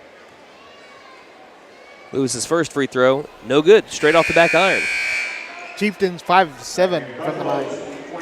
Pickett checks in for Duke. Rice checks in for Harris. 1:28 left in the half.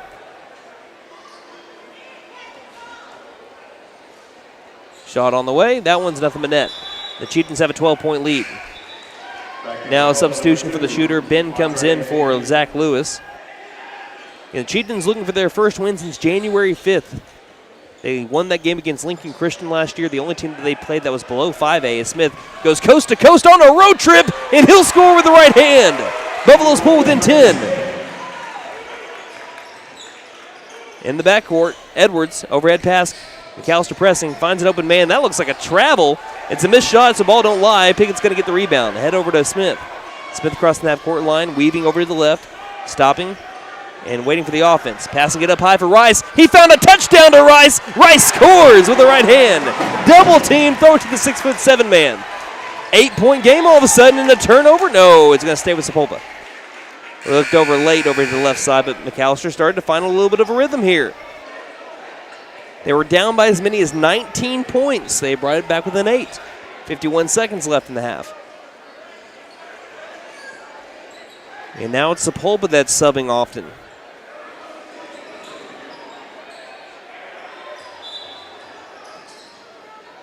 Inbound over to Lewis. Lewis taking it in stride, and there's a foul called on the Buffaloes. This is going to be on Bickham.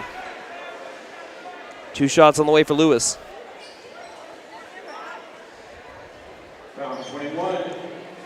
That's going to be his first. Now, again, well past the, it won't matter because it was on the shot anyway, so you have 2 free throws up here for Lewis. 6-foot junior guard who was selected as a 5-100 preseason selection. His first shot is good for the Southpaw. It's back to a 9-point game for the Chieftains. But the Buffaloes can stay on the trajectory that they've been on in the second quarter going into the next half. Could be in for a good finish. Yep, second keep shot. that momentum rolling. Second shot, no good, but an offensive rebound by Edwards. Edwards feeds it out to the far corner, around to the right wing. Smith, lucky he wasn't charged with the foul. Left wing 3 is no good off the back iron. Offensive board again. Shot is up, and that one's good and 1. Edwards got the 2, plus an extra one possibly. Let's see what the foul's on. Buffaloes have got to end possessions. It's going to be on Malachi Rice, his first personal.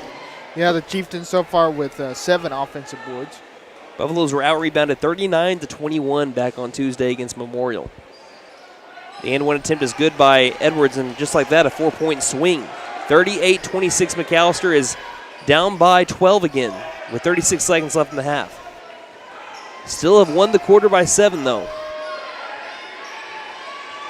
Smith has the ball poked away from him, guarded up by Lewis. Smith passes over to Dooney, left wing. Dooney fakes the pass now, does pass to the far corner. Bickham with the ball. Bickham to the high post, 2 up by Smith. Smith can't get the roll. Fight for the rebound. Malachi Rice thinks it is McAlester ball, and it will stay with the Buffaloes. Smith will inbound it along the baseline. 15 seconds left in quarter number 2. Smith will lob it out to Pickett. The pass will be tipped, and it'll go out of bounds. Last touch by Edwards with 13 seconds left as it goes out near the scores table. I'm also finding it weird that we're now calling a game that is on the same side as the scores table. It is weird. Didn't happen over there at the house on the hill. Dooney splits the defenders, picks up the ball, top of the key. I think there might have been a double dribble, but he's going to get fouled on his way up for the 2. The referee is going over to head coach Jordan Nagel saying that the ball was tipped, and that's why they didn't call the double dribble. It looked like a double dribble. I mean, the ball was tipped. So that's what Coach Nagel was wondering about, and they're explaining it to Nagel. But Dooney will go to the line for a couple of free throws here. First foul on number 3, Isaac Ragsdale. Dooney makes the free throw. If he can sink this one, it puts McAlester back within 10. Pouncil will check in for Bickham. Both teams are in the bonus now with 7 seconds. Not that it matters too much unless McAlester fouls on a no shot as Dooney makes them both. Down the near sideline, and that is exactly what the Buffaloes do. And that's what Coach Dooney's going to talk to Pickett about. He says, you have 4 seconds. You're in the bonus. You found them right there. Sends them to the free throw line for 2 shots. You can't do that. You're going to give them 2 points when they were going to have to earn it maybe, going the length of the floor in 7 seconds. So you might have just given them 2 points back. And that's what Coach Dooney is trying to tell Garrett Pickett there as he made his way down to the low post area. Sapulpa, though, luckily for McAlester, misses the first one. Lewis 0 for 1 there. 4 seconds left in the half. They're 8 of 12 from the line, are the Sapulpa Chieftains. That was Pickett's first personal, by the way. Lewis's second shot. Missed them both. It's rebounded by Rice. 1 second. Brandon Smith takes a long 3 on the other side of that court line, but it's nothing but hardwood. But the Buffaloes, down by 19 at one point, have brought it back to a 10-point game as we head to the third quarter in just a moment. 38-28 is the score. We'll have your halftime stats coming up in just a moment here on Vickers Power Sports wants to treat you to the perfect work ally this holiday season. It's the Can-Am Defender. Visit Vickers Power Sports to see all the packages available of the Can-Am Defender. For a limited time, get up to $2,000 rebate on 2023 Can-Am Defender models. You won't need to work hard to work better. So stop by for the perfect holiday gift. Offer ends December 31st, 2023. Certain conditions apply. See Vickers Power Sports for details at 1904 South Main, McAlester. You can tell it's Christmas time at Vickers Furniture. Yes, we have your $10,000 tickets. Plus, with football season in full swing, a large selection of recliners are on sale right now. And when it's time to crash, we even have mattresses Christmas sale priced. Merry Christmas from Vickers Furniture, 215 South 2nd Street in McAlester. Vickers Furniture, we're right here with you. Hey guys, it's Sam from Sam Wampler's Freedom Ford here in McAlester. We understand how busy we all are these days. It's hard to find time just to get your vehicle serviced, and we are proud to offer the Freedom Express. We can either pick up your vehicle and bring it back when we finish, or for lighter maintenance, we can send our mobile service techs to you. We can do all this with almost all makes and models. I know life gets busy, so I hope this helps. Come see us here at Sam Wampler's Freedom Ford in beautiful McAlester and let us make it happen for you. Best Western Inn and American Inn Lodge and Suites in McAlester are both locally owned and operated. Both offer clean and comfortable rooms at a great price. Best Western Inn and American Inn are proud sponsors of McAlester Buffalo Sports, wishing the best of luck to all the players and coaches. Remember, when you need a clean, comfortable room at a great price, think Best Western Inn and American Inn and Suites, both located on the 69 bypass in McAlester. McAlester Direct Primary Care offers 24/7 access to your provider, deeply discounted rates on labs and imaging, more time with your provider, unlimited appointments, same day or next day appointments, and even home visits for a flat monthly membership fee. We don't accept insurance, but all are welcome to join. Dr. Bradley Cross has joined, Dr. Chris Bean, Dr. Chelsea Burgess, and Joy Ald APRN, who are accepting new patients. For more information, please stop by our office, McAlester Direct Primary Care at 6th and Carl Albert, or give us a call at 918-233-6522. Elevate your game with Freeze and Flare Heat and Air. Get your new home system today at $500 off, plus a 5-year labor and 10-year parts warranty. It's a slam dunk for your basketball comfort. For a limited time only, use the keyword basketball. Get your courtside offer today. Don't despair. Call Freeze and Flare in McAlester at 918-424-7135. We are fully licensed, bonded, and insured. Mechanical license number 001-44485.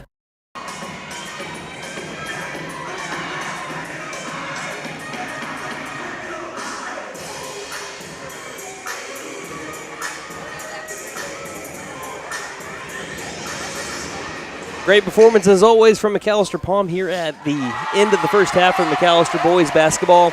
38-28 the score. The Chieftains lead the McAlester Buffaloes. Now, things were looking bleak for a little while. McAlester was down by 19 at one point.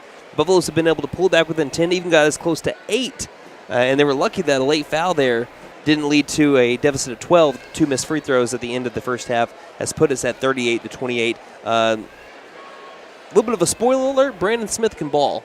A little bit. Just letting y'all know this. Let's go ahead and look at some halftime stats. Brandon Smith is your leading scorer. How is he shooting tonight, Wyatt? He's 4 of 6 from the field on 67% shooting, 1 of 3 from the charity stripe, and has 2 defensive boards along with 1 steal. He's got 9 points on the night.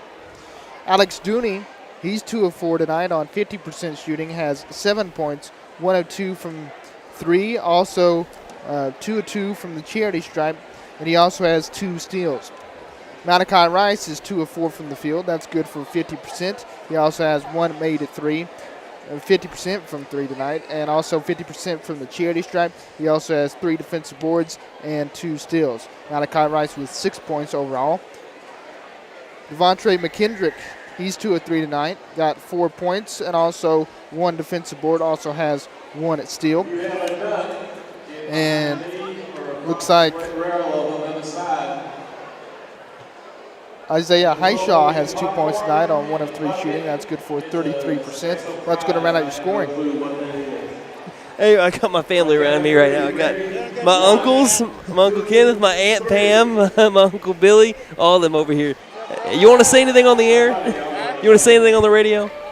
My Uncle Kenneth, again, they're all here not only for one of my family members in Palm, but also, like as I mentioned earlier, my Uncle James Wadley inducted into the McAlester Athletic Hall of Fame tonight. So whole family here to go ahead and look at that. That's pretty cool. Look at some team stats here. McAlester Buffaloes so far tonight as a team, 11 of 23 from the field. That's good for 48%.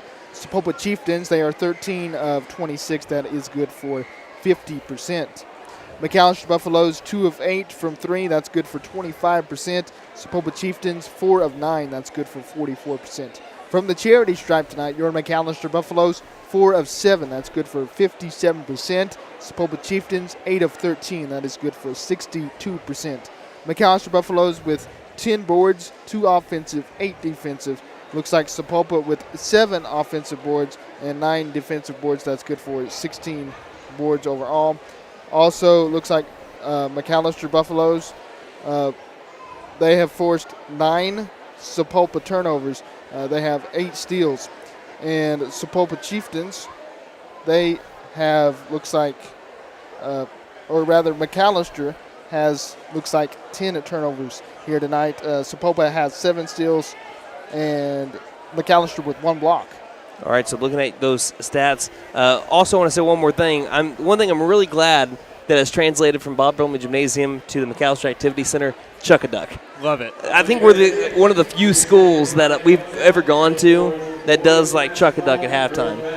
And we need to do this one time during halftime. I've done it before. I've done it multiple times over at Bob Bromley. When Christy would be running the camera for us, she didn't even tell me. She was like, hey, I got you guys some ducks. And then Wyatt was like, yeah, go for it. So Wyatt did a few shots, but he gave a lot of the ducks to me, and I just reared back. Yeah, because with my luck, I'd hit somebody in the back of the head or something. I think I might have before. I'm not a very good shot. So we're looking at the second half. The first thing that sticks out to me is McAllister's got to end possessions. The Buffaloes, after not good shooting in the first quarter, they were at 25%. They ended up shooting 48% on the in the first quarter, or in the first half, rather. So 48% for McAlester, much better than the 19% that you shot over in the first half against Memorial. So that is already a lot better. But what is sticking out to me the most when I'm looking at the stats, you have 7 offensive rebounds for Sapulpa to 2 for McAlester. A lot of second chance opportunities for Sapulpa, and some of them have led to 3-point attempts and makes. So that is my key of the second half. Wyatt, do you have any? I'd say keep up that momentum you had going into the halftime, because you were starting to see McAlester go on a bit of a scoring run there. Nate? Just don't get too ahead of yourself. There's not a 10-point shot in basketball. Just chip away at that lead and just see what kind of progression you can make and maybe make a game out of this yet. Again, the Buffaloes are down by 19 at one point, pulled it within 8. It's a 10-point deficit right now, 38-28. We're going to see if the Buffaloes can do so to start off their first game officially for varsity over here at the McAlester Activity Center with the solid come-from-behind win. Again, 38-28 is the score right now. We'll be back here in just a moment with second half action on. Due to the enormous success, the Black Friday sales event has been held over through December 2nd at Patriot Chrysler Dodge Jeep and Ram in McAlester. Hundreds of new and used vehicles with special Black Friday offers. The Black Friday sales event has been held over through December 2nd at Patriot Chrysler Dodge Jeep and Ram in McAlester. Hundreds of new and used vehicles with special Black Friday offers. Only at Patriot Chrysler Dodge Jeep and Ram in McAlester. Cost less here in the Big Mac, and that's a fact. My wife makes the best lasagna, even in that old kitchen of ours. She deserves the best kitchen money can buy, but all our cash was tied up. So we went to the Bank N.A. for a loan for our kitchen remodel, and the folks at the Bank N.A. came through for us and our family. Plus, the Bank N.A. is local, so the money stays in town. Call 918-423-2265 or go into the Bank N.A. to get your loan for whatever your family wants or needs. The Bank N.A. Strong, secure, and ready to loan. Member FDIC, Equal Housing Lender.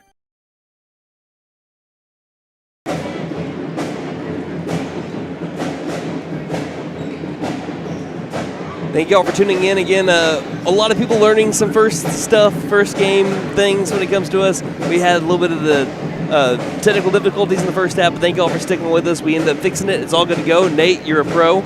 Also, we had Derek James tuning in saying, am I watching NBA League Pass or Buff Sports Radio? Well, we're free here, so we got you covered there. And also, we know that Derek Hatch's tuning in as well. And thank you to anybody that's come up to us. We've had tons of people, since now we're actually kind of in the crowd. Yeah. We've had a ton of people come over and said that we do a great job. Thank you guys for listening and watching the broadcasts. I mean, back at Brumley, we were technically in the crowd. Yeah, yep. So this is it's been a great showing. I know a lot of people have started to leave. Don't know why, because the Buffaloes pulled it back within 10, and you could be missing a really good finish if the Buffaloes can completely come back. 38-28, we're about to begin the second half, and if you want to check in, let me know where you're listening or watching from on Twitter at Buff Sports Radio. That is Twitter at Buff Sports Radio, and we'll try to give you a shout-out here in the second half. We got Malachi Rice, Alex Dooney, Caden Duke, Isaiah Highshaw, and Devontre McKendrick beginning the second half for the Buffaloes. I believe those were your starters to the game. So now McAlester will be shooting on the left side of that court line. Sapulpa on the right as we're back underway. Sapulpa with the basketball inside the paint, driving baseline, going up. Abbage has the shot blocked by Rice. Ahead over to McKendrick. Good way to be able to start the second half for McAlester. McKendrick left wing. Back pedals, passes between the rings over to Duke. Duke feeds it left over to Dooney. Dooney in the paint with the drive, with the finish. He'll score. Doesn't need a rim, doesn't need a backboard. I guess he needs the rim to be able to get the ball through. 38-30, but he hit nothing but the net. Nothing but the twine. 7:25 left to go in the third. Right wing three, and so did Isaac Ragsdale. Another three, this time with a hand in his face. That was, I believe, the first contested three that Ragsdale's hit. But that is his fourth made three of the game. McKendrick, 41-30 the score. Buffaloes back down by 11. Feed ahead over to Duke. Duke trying to drive through traffic up with the two. Can't get his shot to fall. Offensive board by Highshaw underneath the basket. Feeds it back to Duke. Gets over to Rice. Rice with a wild shot off the backboard. Too strong. Rebounded by Edwards. Edwards feeds ahead over to Ragsdale. Ragsdale ahead to a driving number 4, Jalen Pratt, who scores and quickly goes from an 8-point game to a 13. McKendrick, double team, lobs it high for Dooney across that court line, who lobs it to Duke, far corner. Duke lobs it to a wide-open Malachi Rice in the left block, and he obliges. Makes the two to bring it to an 11-point game, 43-32. Malachi now with 8. Top of the key, Abbage inside to Edwards. Edwards That should be a tie ball, and it is. It'll be McAlester basketball. McAllister's got the arrow.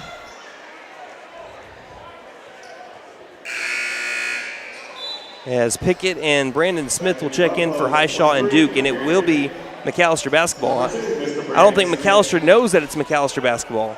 I think they think it's a foul. It's Buffalo basketball, 6:26 left in the third. Buffalo's down by 11. And they actually won the second quarter 18-14, but I just remember the 19-point deficit at one point. Buffaloes are down right now by 11.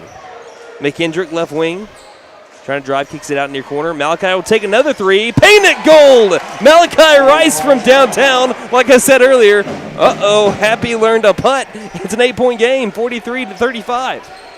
Malachi Rice now 2 of 3 from downtown. Left wing Edwards trying to drive on Rice. Almost dunked over Rice, but we're going to have a foul called on him as he had a knee bump into his hip.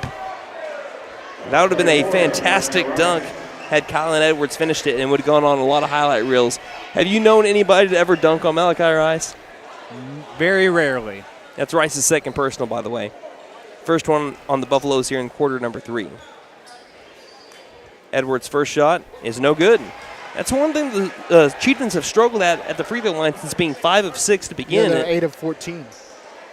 So they have gone 3 for their last 8. Yeah. Game. Ended up being a good foul there by Rice. Driving in Brandon Smith. He found a lane. What a move. The freshman makes it a 6-point game, 43-37. Brandon Smith with 11 points. Your team leader in points now. Driving in, almost a foul on McKendrick. Abbage gives it off to a trailing Lewis, who scores. And got to let him have that one, I think. You don't want to risk the foul, and that's going to be a timeout called by Sapulpa after the made shot. 45-37, Buffalo's down by 8. 5.5 left to go here in the third quarter on K. Maddie, get ready to unwrap this season's greatest gift, the savings at the Nissan Thrill of the Drive sales event. Starring Santa's favorites, the Nissan Frontier and Nissan Rogue. Better hurry, Santa's working on your wish list now. Happy holidays from Benton Nissan of McAlester. And don't forget to tell him Maddie sent ya. Benton Nissan is your best deal dealer. Learn more at bentonnissan.com.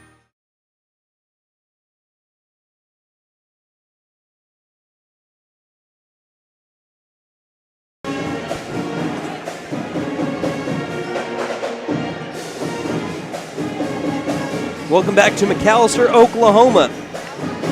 Here at the new MAC, the first year with the McAlester Activity Center. First game for McAlester varsity boys basketball. The girls lost earlier tonight, 62-50. Boys trying to avenge that loss. Near corner, McAlester down by 8 at the moment. Dooney, just inside the three-point line, will feed it back between the rings over to Brandon Smith, who backpedals a little bit. Passing left wing over to Rice. Again, 2 of 3 from beyond the arc. Rice hadn't taken a three-point attempt in his first 3 years for McAlester basketball before that. So 2 of 3 there for Rice. Top of the key, Dooney takes a trigger 3. This one's off the back iron. A quick 3 there by Dooney. Misses the shot, and rebounded by the Chieftains, and a foul on Smith. Oh, they're going to call it on Pickett. Pickett, that's his second personal. 5 minutes left in the third, and the Chieftains looked like nearly threw the ball out of bounds. It's somehow saved by Lewis. They get to the near corner. Edwards feeding a high post. Ball goes away for a moment. Gathered back by Lewis. Bounce pass far corner. 3 on the way by Ragsdale. This one's missed. And a fight for the board and a foul in the process. Who's it on? It's going to be on the Buffaloes. And it's going to be on Dooney. Third team foul on McAlester in quarter number 3. It's Dooney's second personal. 4:46 left in the third. Still an 8-point deficit for the Buffaloes. Feeding low post. Short hop. Edwards, guarded up by Rice, has to get it back outside over to Lewis. Standing on the Buffalo logo, angle right. Lewis finds a little bit of a lane, guarded up quickly by Smith. Lobbing it back out straight away. Back over to Lewis, right wing. Brandon Smith follows in well to the top of the key. High post. Smith knocked it loose. Taken back by Abbage. The right wing, wide open. Lewis 3. This one has to be banking to be made, and it's not. It's rebounded by McKendrick. As Abbage fell to the floor, we have a steal on the other side. Throws it back to the guy that fell down. It's Abbage that makes the 2 to make it 47-37. Back to a double-digit deficit for McAlester. 4:11 left in the third. McKendrick hands it off over to Smith. Smith trying to put the moves on Ragsdale. Passes it left wing over to Dooney. Dooney is fouled as he was trying to pass it out over to McKendrick from the left elbow. Caden Duke is about to check in. First foul on the Chieftains in quarter number 3, the third personal on Martre Ben. McKendrick checks out for Duke to come in. Halfway through quarter number 3.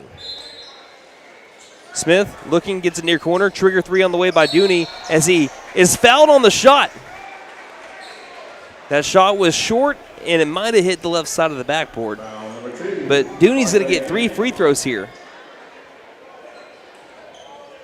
Whistle came from the man around the left front court, so Dooney going to try to take advantage of this. McAlester was 6 of 8 from the line against Memorial, but they missed the first attempt here. Dooney is 2 of 3 from the charity stripe tonight. We'll get 2 more attempts here. Trying to pull this back within 8. Makes the second one. 47-38. Buffalo's back within single digits. Checking back in, Jalen Pratt, one of the starters for the Chieftains. And the third shot is made by Dooney, so he goes 2 of 3 from the line there. And it's back to an 8-point deficit for McAlester. Bounce pass inside. Pratt takes it in stride and makes the layup. And Buffalo's back down by 10 again. Can't follow in transition that time. And Brandon Smith will lead the charge on the other side of the half-court line, trying to pull it back within 8 or maybe even 7. Depending on the shot they can get to fall. Dooney's got it right wing. Dooney traveled. Trying to juke a defender, but took an extra step there and shuffled a little bit, and now will give the ball to the Chieftains.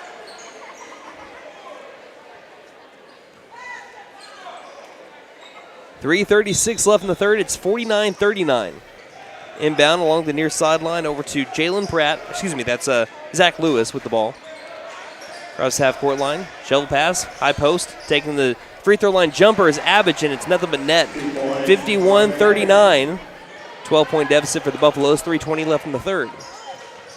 Smith settles angle right and dribbles more towards the top of the key. And a timeout called by Coach Dooney. We'll take it. 3:14 left in the third. 51-39. Chieftains on top of McAlester here. Since 1952, W.E. Alford Propane has been your source for propane and petroleum products, both residential and commercial. W.E. Alford Propane serves eastern and southeastern Oklahoma, with locations in the Eufaula area, McAlester, Shakota, Wilburton, Hartshorn, and Muskogee, just to name a few. If you need propane or petroleum products, there's only one number to call, 918-423-3121. Call today. W.E. Alford Propane, serving the area for 70 years.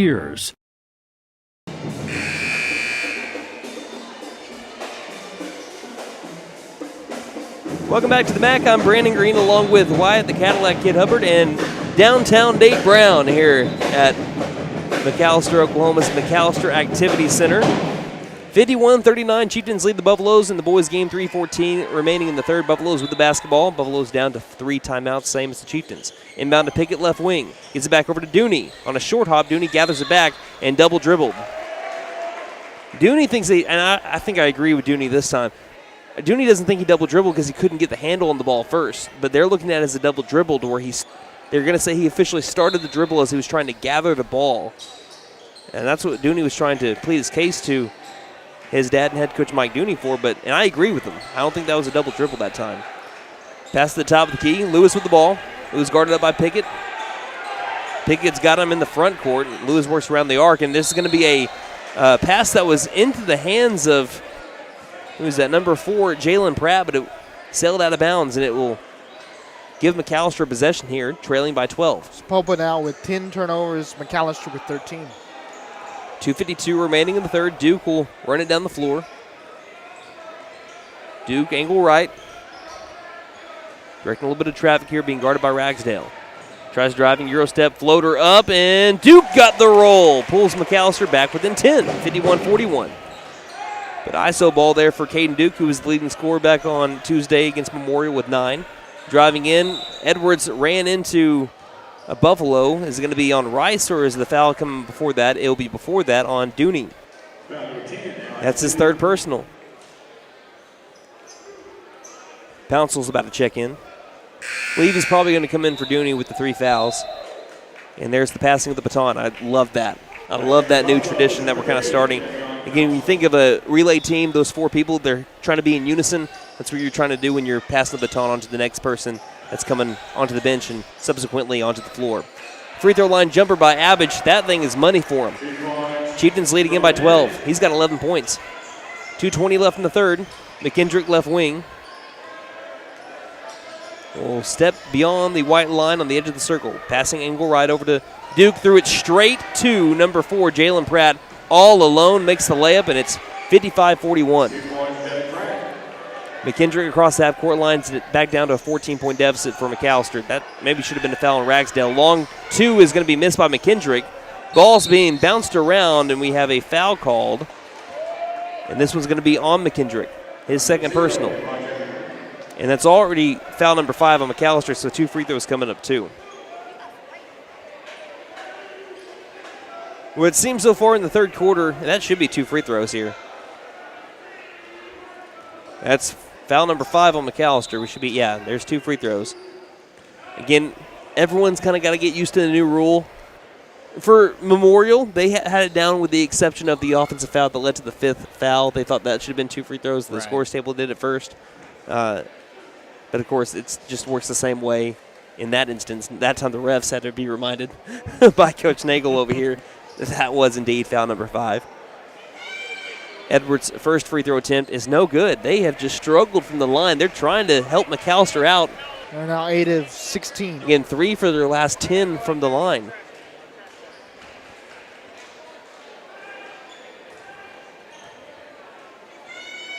Edwards' second shot, and that breaks that streak. So they're now 4 of their last 11. It's a 15-point deficit again for McAlester. Double team in the backcourt is McKendrick. McKendrick has the ball swatted loose and out of bounds. Will stay with the Buffaloes. And 1:46 left in the third.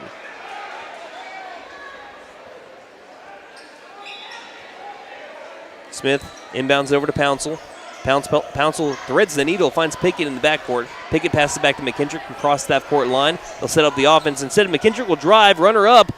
Too short. He gets his own rebound, turnaround jumper for 2, and this one will bounce in. Makes it 56-43. Buffalo's back within 13. McKendrick's got 6 points on 50% Duke, shooting. like a volleyball player, gets the steal and scores and won! Caden Duke knocked the ball out of the sky and then took to the skies for the layup and the bucket. They try to make it a 3-point play. Caden Harris will come in for Rice, and Bickham will come in for Pickett. This is to try to make it a 10-point game all of a sudden. Okay, the Buffaloes have a 5-point swing. Again, you want to keep it around that 10-point deficit. Obviously, you want it a little bit less than that, but if you can keep it around 10 points going into the fourth quarter, that is definitely manageable to come back and win it. Yeah, just keep yourself within striking distance because you never know what's going to happen. Duke hits the free throw, and Duke has got another point here. How many does he have now? He has 5 points now. 10-point lead for the Chieftains in the backcourt. McAllister's got to be careful not to send them back to the free throw line with them being in the bonus. Crossing the half-court line, driving in. Good layup, and it falls. What a move by Lewis. Back to a 12-point lead for Sapulpa. 1:18 left in the third. McKendrick found a wide-open lane to the basket, but that is a hard foul to the floor. McKendrick goes, and he's laying face down on the hardwood, but he's going to get up after taking a little bit of a moment. So McKendrick to the line. The foul is going to be on Edwards, his first personal. McKendrick last year, 59% from the free throw line. He's actually the returning leading free throw shooter when in terms of percentage from last year. The sophomore, slight bend in the knees, takes the first shot, and this one's in and out. Sorry, man, I think I might have jinxed you. I didn't say he was going to make them, though. I just said he was the returning leading free throw shooter. Yeah, that's pretty close to a jinx. Come on. At least I'm not that guy during football games. This guy's never missed a field goal, ever. Second shot by McKendrick. Missed them both, though. Yeah, that was a jinx. Offensive rebound by Pouncil. His shot is blocked, and we have a foul called. It's going to be on Pouncil, and that's going to send Lewis to the free throw line as he hopped on top of Pouncil trying to grab that rebound. He was on his back. So 2 free throws once again coming up. The Buffaloes just can't pull. I think they got within 6 at one point, but quickly the Chieftains were able to get it back to a double-digit lead for them. But they have not been able to get within 10, really 8 though. As Lewis makes the first free throw. And it's back to 13 all of a sudden.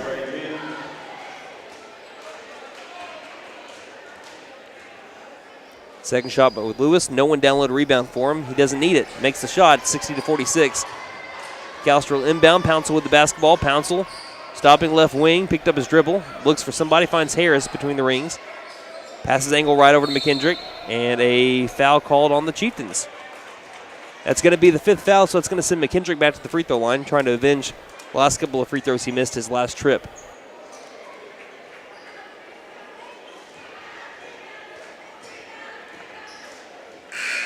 Going with the reverse jinx, I see. I like it. I don't know how that would be a jinx. McKendrick eyes the rim, bends the knees, shot on the way, and he misses it. Buffalo's struggling from the line here all of a sudden now, too. Looks like they are 50% from the free throw line, 7-14. Second shot by McKendrick. He made that one. So it's 60-47. Buffalo's trailed by 13. 57 seconds left in the third. McAlester pressing in the backcourt across that court line. The Chieftains break it. Pass inside. Duke's got another steal. Duke comes away with it with 50 seconds left in the quarter. Behind the back he goes to the top of the key. 43 seconds. Buffalo's trail 60-47 here in the third. Harris right wing. Harris passing top of the key around the world to the left wing. Duke lost the ball, pushing and shoving. He gets it back near corner. Harris to the left wing. McKendrick drives, mid-range floater. McKendrick, another deuce. And it's 60-49. McKendrick now with 9 points. Buffaloes have pulled it back within 11. They trail by 10 going into the third quarter. Can they win the quarter? Driving in, right wing, wide open. They could have taken the three. Gets it to the near corner. Lewis. Lewis goes baseline, right around Harris. What a move.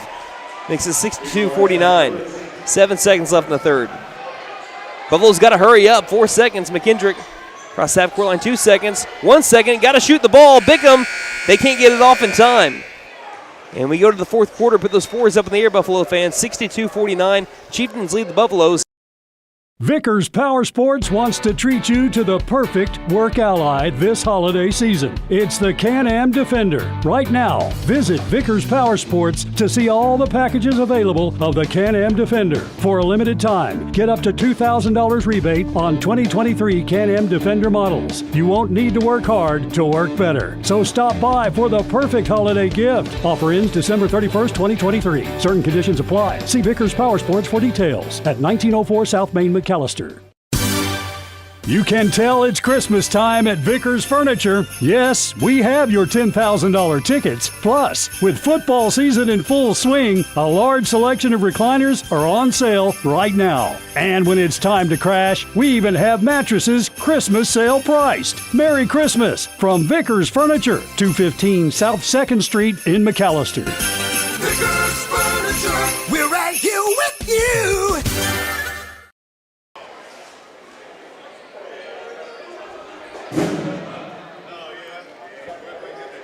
So a fresh 8 minutes out of the oven here to begin quarter number 4. And the McAlester Buffaloes looking to go on a similar run that the Chieftains had in quarter number 1. For the Chieftains, they're looking for their first win since January 5th. And as long as they can stay the course, it looks like they might get it. Buffalo's looking for that comeback, down double digits, 13 points, the deficit, 62-49. On the floor for McAlester, Dooney, Smith, Rice, Bickham, and Pouncil. Buffalo's rolling with 3 freshmen, a junior, and a senior. Buffalo's had to be reminded, hey, that Sapulpa is shooting on that side of the floor, so they run down quickly and get in that 2-3 zone. Ragsdale passes right, gets it right back, now passes left. Back inside, high post, back out. Ball's tipped by Smith nearly into the front row over along the far side. Staying with the Chieftains. And the Buffaloes were able to score 5 points in a matter of like 20 seconds just a moment ago. This is a manageable comeback game, but you've got to be able to go on some runs that you haven't really been able to go on yet tonight. Left wing, Ragsdale. Ball's tipped away, and that's a good way to start it. Pouncil's got the steal, throwing ahead to Smith. Smith one-on-one towards the rack. He can't score. Getting the ball is Bickham. His shot is blocked, and it'll be rebounded. Stolen back by Bickham. Bickham in for 2. Bickham scores! A lot of stuff going on there, but all you need to know, Devion Bickham makes it an 11-point game, 62-51. Pass across half-court line on the bounce. Cross-court pass to Ragsdale. Open three from the far corner. This one's missed. Rebounded by Rice. Rice throws ahead for Pickham.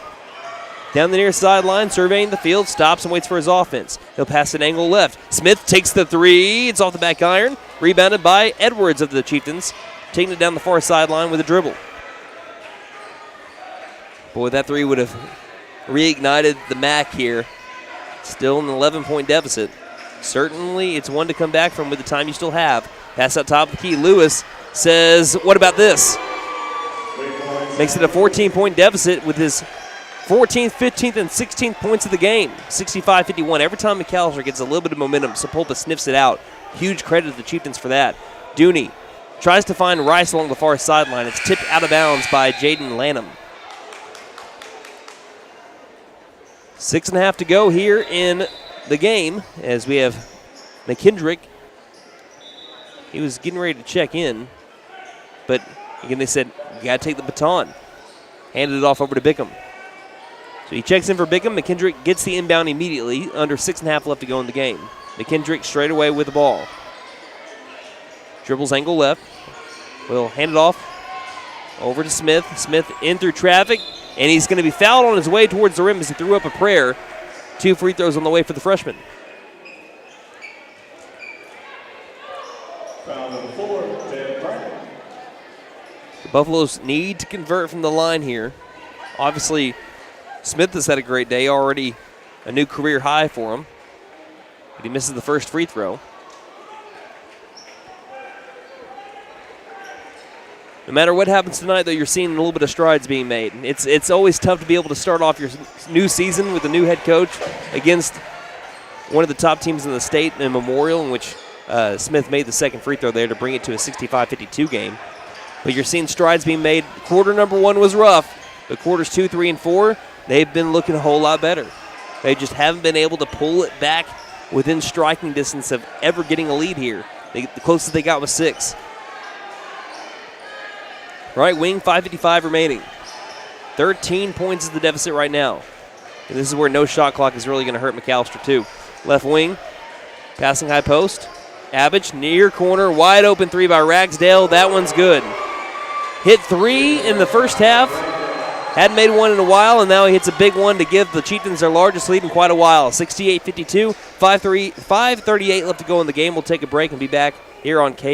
Hey guys, it's Sam from Sam Wampler's Freedom Ford here in McAlester. We understand how busy we all are these days. It's hard to find time just to get your vehicle serviced, and we are proud to offer the Freedom Express. We can either pick up your vehicle and bring it back when we finish, or for lighter maintenance, we can send our mobile service techs to you. We can do all this with almost all makes and models. I know life gets busy, so I hope this helps. Come see us here at Sam Wampler's Freedom Ford in beautiful McAlester and let us make it happen for you.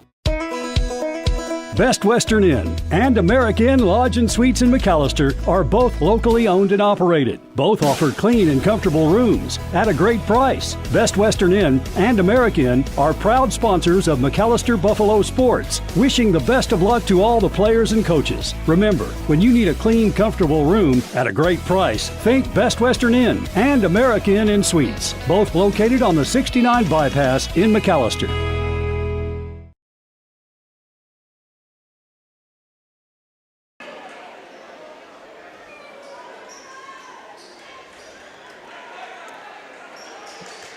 You know, Sapulpa, they have come out firing here to begin their season. 68-52 is the score. They averaged almost 51 points a game last year. Like I said, 14 out of their 23 games last year played against 6A schools. They played against a lot of really tough talent, and it's showing here tonight as they pass it down low over to Malachi Rice with the ball to the far corner. McKendrick with it, trying to drive up with a tough contested 2. McKendrick's looked great tonight.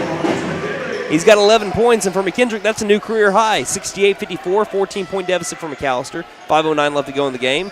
But here's the deal. Edwards has his shot blocked off the glass by Rice, but here's Zach Lewis to say, I gotcha, bro. Makes it 70-54. Brandon Smith, angle right, trying to drive. It looks inside. What a look! Malachi Rice, reach for the skies, bring down the rack. It's 70-56. Malachi now with 13. 4:45 left to go in the game. What a look there by Mr. Brandon Smith for Malachi Rice. Good move by Lewis. Lewis in the paint, passes it out far corner. Driving in, and we've got a foul on Rice. 4:36 remaining in the game, 14-point game. But no, the Buffaloes are making strides. Looking at the Sapulpa Chieftains, they're a better team than what their record showed last year. They played a lot of tough teams. That foul was actually on number 2, Brandon Smith. Oh, Brandon Smith charged with the foul. A lot of moving parts inside the paint here on the inbound, and they throw it away, but there's a foul first. Who's it on? I believe it's going to be on number 3 from McAlester. That'll be Pouncil as the ball rolls all the way toward the Sapulpa cheerleaders.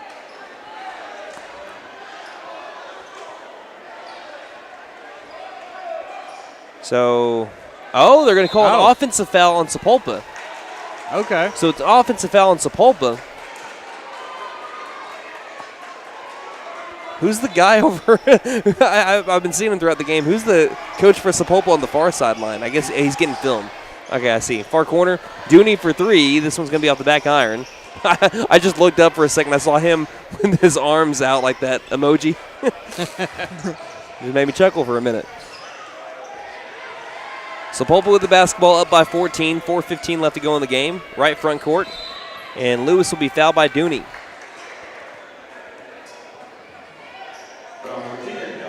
That'll be Dooney's 4th. He's got 11 points on the night, by the way. Inbound to the backcourt over to Zach Lewis. Across the half-court line being guarded by Dooney.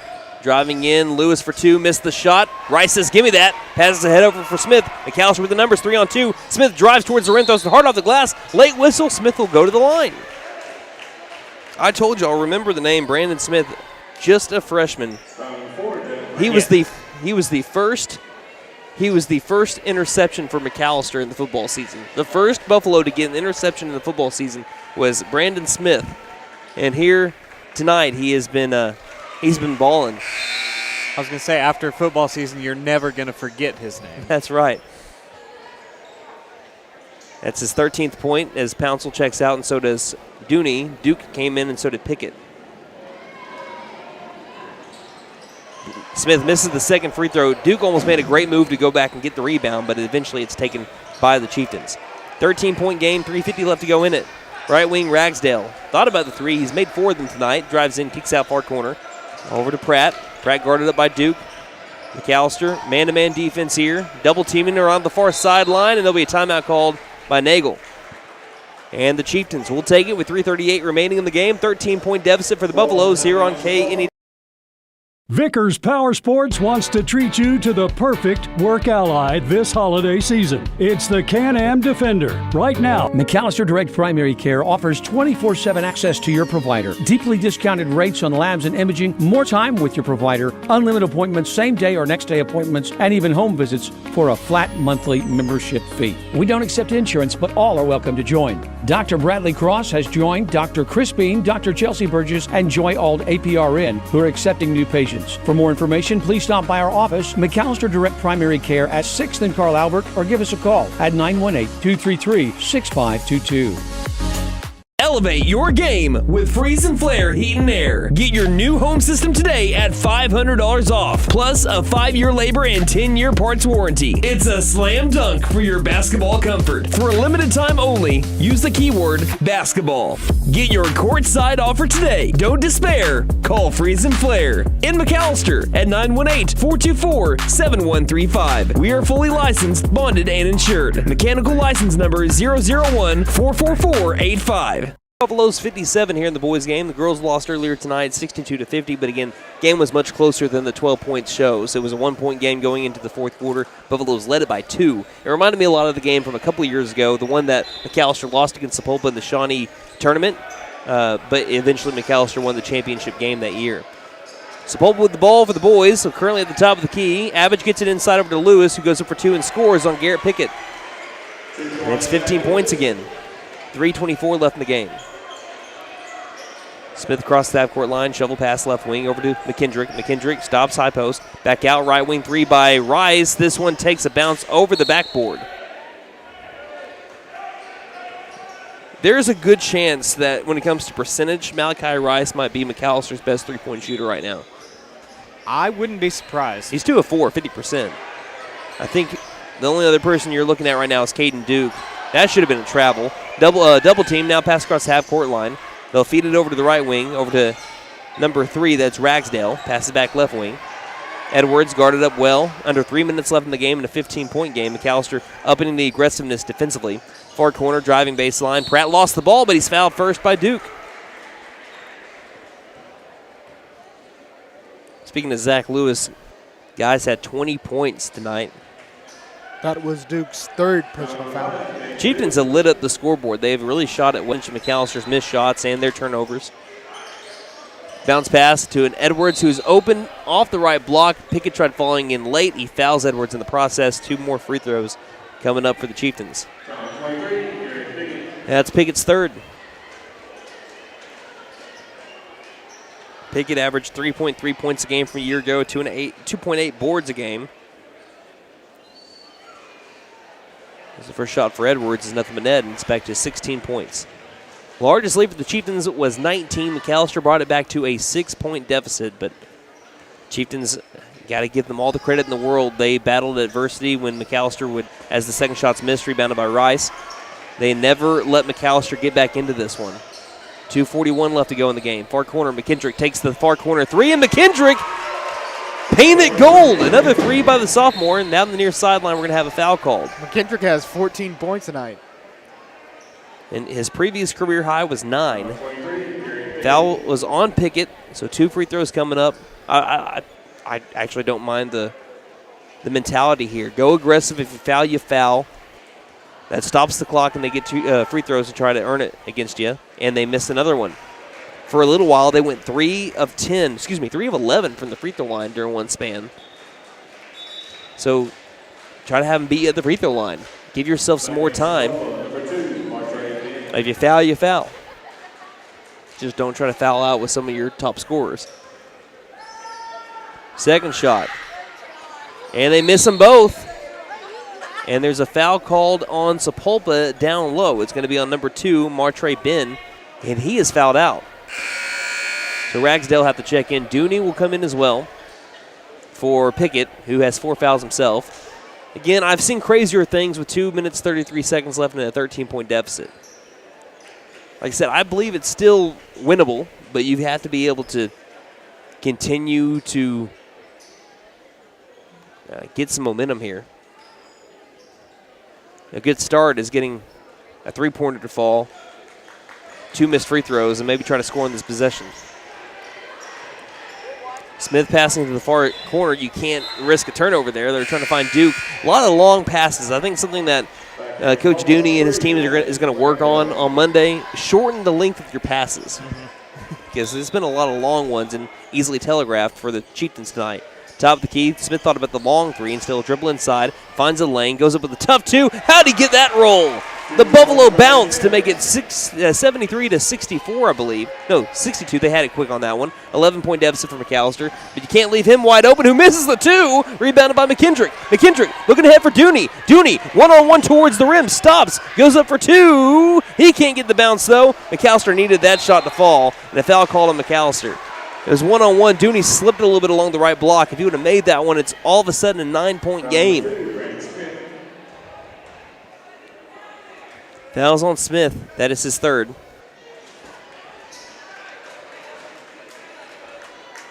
Once again, every time the Buffaloes can pull it back within single digits, they just can't get that shot or can't get that stop. But 2 free throws coming up here for Abbage, who from the field, shooting from that free throw line has been fantastic. Hasn't missed a shot from there. From the free throw line, though, he's missed one right there. Yes, Sapulpa Chieftains are 12 of 24 from the free throw line. Roman Abbage, his team up by 11. Will take his second attempt, and that one's no good. They're 0 of 4 in their last 2 attempts. Trying to keep McAlester in the game. Passing over to McKendrick, short corner. McKendrick trying to go baseline, lost the ball, is on his back. Bounce passes over to Smith. Smith left elbow, tries to draw contact, high off the glass, no good. Malachi Rice, offensive board, put back, it's short. Got to score inside the paint, especially when you get second chance opportunities. There'll be a rebound by Sapulpa and a foul on Dooney, I think, and Dooney is fouled out. If they scored their last 2 possessions inside the paint, you're looking at a 7-point game. Yep. So Bickham will come in for the fouled out Dooney. And 2 more free throws here for Average. Chieftains 0 for their last 4 from the line. Again, they went on a stretch of 3 of 11 at one point. 1:46 remaining in the game. And they're 0 of their last 5. Still an 11-point deficit, but in time is absolutely now not on McAllister's side. But when the Buffaloes have scored, they've scored quickly. Second shot by Average. He makes that one, so that breaks that little stretch there. Inbound, 12-point deficit for McAllister. Got to score quick. Duke works his way to the left wing. Duke stops, takes the left wing 3. This one's off kilter. Airballed. Rice saves it, throws it off of number 3. That is Ragsdale, but he's able to keep with it and get the rebound. Down the far sideline, passing head over to Edwards. Edwards trying to dunk on Rice. Instead, he goes up and misses the shot. Good defense by Rice. Offensive board, and we have Rice coming back down hard, ends up fouling Edwards. So 2 more free throws, this time coming up for Kylan Edwards. That's the second time that Edwards has gone up strong on Rice. I think he's been trying to dunk on him. The first time he did, he did try to dunk on Rice. Didn't end up working. I think Rice fouled him. That time, good defense by Rice forces the missed shot. Makes the free throw, though, and the Chieftains have scored 75. Harris will check in for Rice.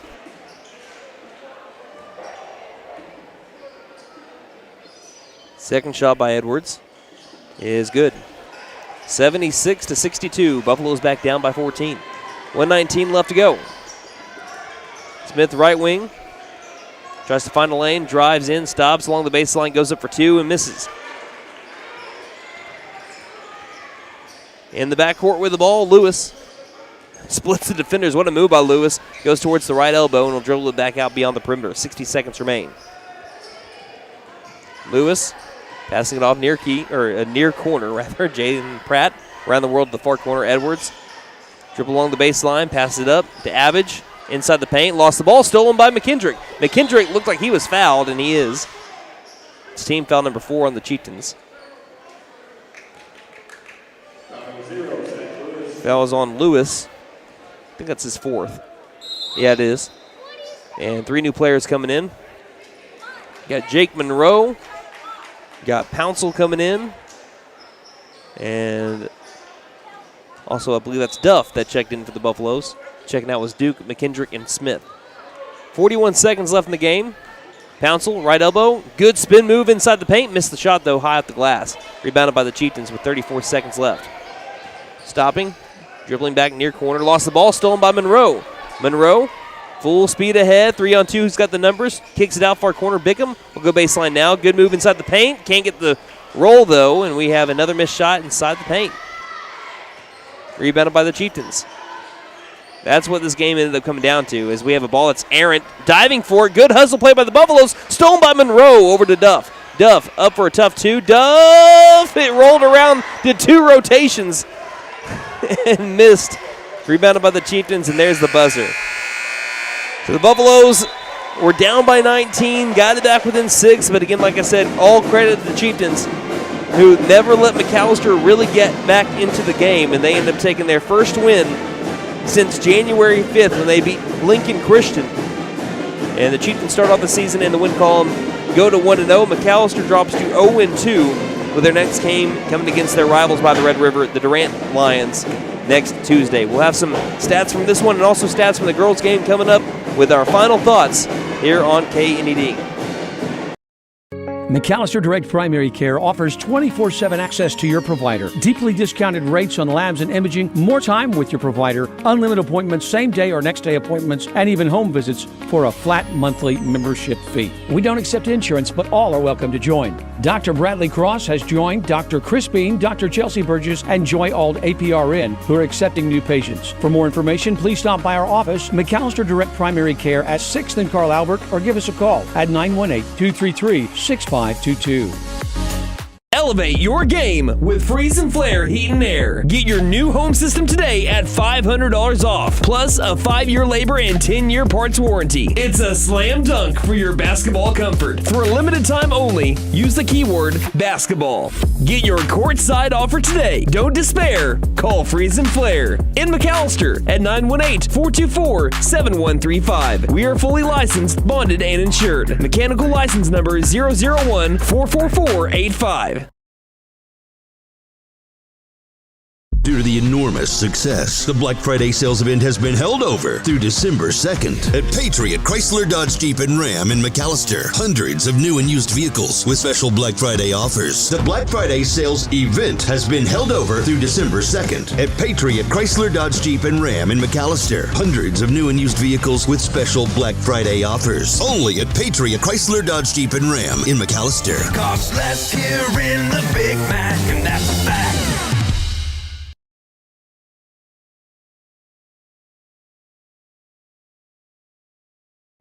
My wife makes the best lasagna, even in that old kitchen of ours. She deserves the best kitchen money can buy, but all our cash was tied up. So we went to the Bank N.A. for a loan for our kitchen remodel, and the folks at the Bank N.A. came through for us and our family. Plus, the Bank N.A. is local, so the money stays in town. Call 918-423-2265 or go into the Bank N.A. to get your loan for whatever your family wants or needs. The Bank N.A. Strong, secure, and ready to loan. Member FDIC, Equal Housing Lender. Maddie, get ready to unwrap this season's greatest gift, the savings at the Nissan Thrill of the Drive sales event. Starring Santa's favorites, the Nissan Frontier and Nissan Rogue. Better hurry, Santa's working on your wish list now. Happy holidays from Benton Nissan of McAlester. And don't forget to tell them Maddie sent ya. Benton Nissan is your best deal dealer. Learn more at bentonnissan.com. Since 1952, W.E. Alford Propane has been your source for propane and petroleum products, both residential and commercial. W.E. Alford Propane serves eastern and southeastern Oklahoma, with locations in the Eufaula area, McAlester, Shakota, Wilburton, Hartshorn, and Muskogee, just to name a few. If you need propane or petroleum products, there's only one number to call, 918-423-3121. Call today. W.E. Alford Propane, serving the area for 70 years.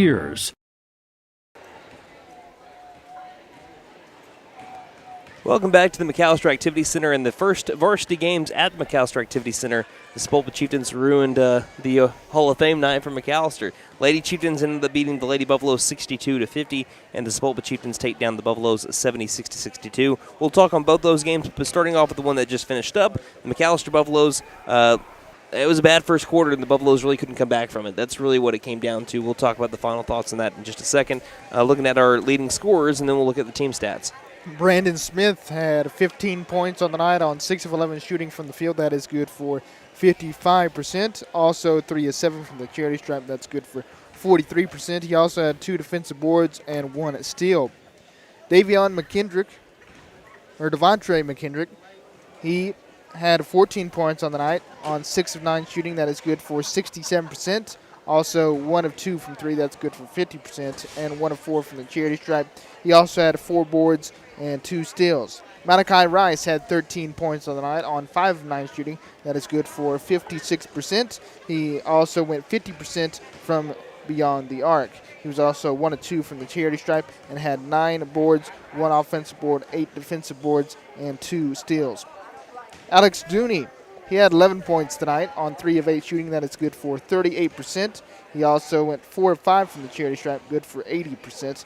He also had 2 steals.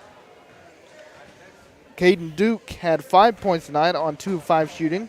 That's good for 40%. And also went 1 of 1 from the charity stripe. He also had 2 steals.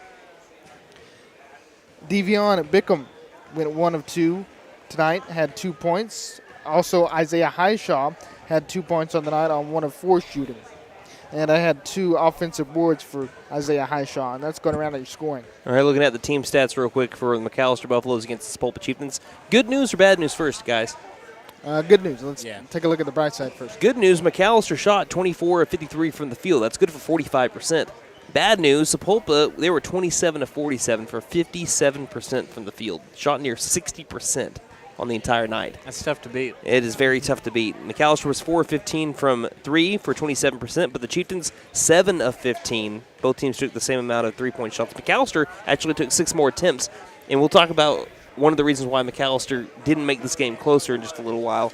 But the Chieftains 47% from 3. Buffalo's 10 of 19 from the free throw line at 53% there. Sapulpa, they tried to keep McAlester in the game with some missed free throws late. They were 15 of 29 from the line for 52%. At one point went 3 of 11, and at another point went 0 for 5 in free throw attempts. The Buffaloes had 22 rebounds. They were out-rebounded 30 to 22 tonight. They made up the difference in offensive rebounds. Sapulpa had 9. McAlester had 7 on the night after being out-rebounded by, I think, 7 to begin it. So Buffaloes kind of made that up in the second half. But looking at some turnovers, McAlester ended up having, that is 17 turnovers, got it down from 25 from Tuesday. But the Chieftains took relatively good care of the ball with 14 turnovers total. Buffaloes had 3 blocks, all of them from Malachi Rice. Chieftains had 2. So you guys can back me up on this, or you can give your own opinions on what kind of led to the loss tonight. But the McAlester Buffaloes' problem, to me, was not finishing in the paint. They shot 47% from the field, but could you imagine if they would have made some of the shots that they had for them right by the bucket? Now, obviously, a lot of them were contested, but there were some that probably should have made. And in games where, especially basketball, that you rely on runs, you rely on momentum getting you to the next possession, and if you could have made some of those shots, momentum swings totally in McAllister's way. And it was all the fact that whenever a clutch moment did happen, that's whenever your shot couldn't fall in those key situations. And when Sapulpa, it came in droves for them, but you take away the first quarter, in which McAlester at one point in the first quarter trailed by as many as 19 points. McAlester won the rest of the way if you're counting from second quarter on. But the problem is you have to play 4 full quarters. But the good news is when I'm looking at McAlester, because I always like to look at glass half full mentality, even though you lost, I know that Sapulpa, it's a tough district. I'm telling you, this is one of the tough districts that I've ever seen across any sport. You've got Memorial, a team that's, like I said, won like 6 out of the last 10 state championship games, maybe even 7. Holland Hall's always great. You got Coweta. Just listen here. This is nuts. So with, it's no surprise that McAlester has struggled in basketball over the last, 15 or so years. McAlester went to the area tournament a couple years ago. But even then, I'm going to tell y'all, McAlester boys have not hosted a regional in a little while. These are the places they've gone to that have hosted regionals. Memorial 2 years ago when McAlester made it to the area tournament. They went to Coweta back in 2018, I believe that was. Sapulpa they have not, but Sapulpa's gone to 2 state tournaments in the last 5 years. They've gone to Will Rogers. They've gone to Edison. Those are all these places that have hosted regionals that have been top 10 teams, top 5 teams. They're all in one district. It's not going to be easy the way on out, but again, it's going to make you battle hardened, and eventually it's going to make you better. So, and they made vast improvements tonight from they were on Tuesday. Shot the ball a whole lot better, but again, just could not get the right shot to fall. Some silly mistakes that they're going to get fixed on. And like we said, a lot of times, long distance passes that you really need to shorten the distance on because it leads to steals and transition points. Need to have at least one middleman in there. Yep.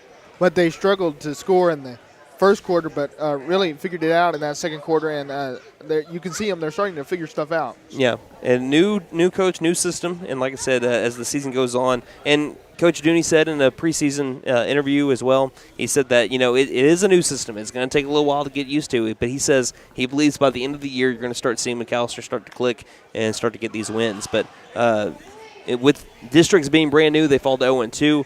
Every game matters in terms of where you're going to go in the playoffs, but the good news for McAlester, I don't think that the other district that you'd be going to, if you're going to be going to a regional, if you find yourself in that position, I don't see them being as hard as this district is right here. No. That's just me.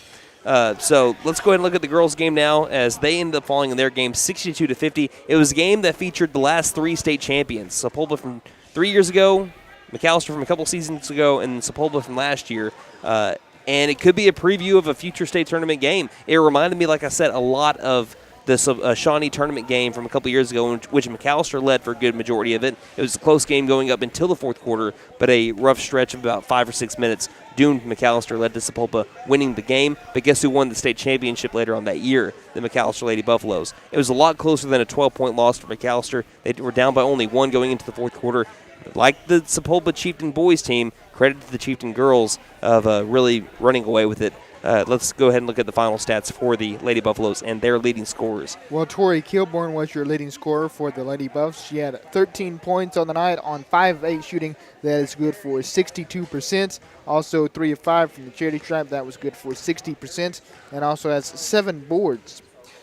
Ty Davis, she ended her night with 10 points on 4 of 6 shooting. That's good for 67%. Also had 1 made 3. And 1 of 2 from the charity stripe. Also had 4 boards and 3 steals for Ty Davis. Also, Katie Allen had 10 points on 4 of 12 shooting. That is good for 33%. Also went 2 of 8 from 3. She also had 4 boards and 1 steal. Jada Ponce had 7 points on 3 of 6 shooting. That's good for 50%. Also 1 of 1 from the charity stripe and had 5 steals for Jada Ponce. Nice. Maddie Van Dorpy. She had, looks like, 5 points tonight on 2 of 10 shooting. That is good for 20%. She also had a couple boards. Looks like she had 5 boards overall. Rylan Lesnow, she had 3 points on the night on 1 of 1 shooting. And Bodie Nystrom had 2 points tonight on 33% shooting. And that's going to round out your scoring. Before we look at the team stats for the Lady Buffaloes and the Lady Chieftains, I want to go ahead and say I never got to give your dad a shout-out. Kathy, your mom and your dad were watching from home saying, "Go Buffaloes." Thanks, guys. I'll see y'all in a little bit. McAlester Lady Buffaloes, again, you want the good news or bad news first? Let's go with good news, like Good. we did earlier. Good news, McAlester shot 43% from the field. They were 20 of 46. That's right around where you want to be on a season.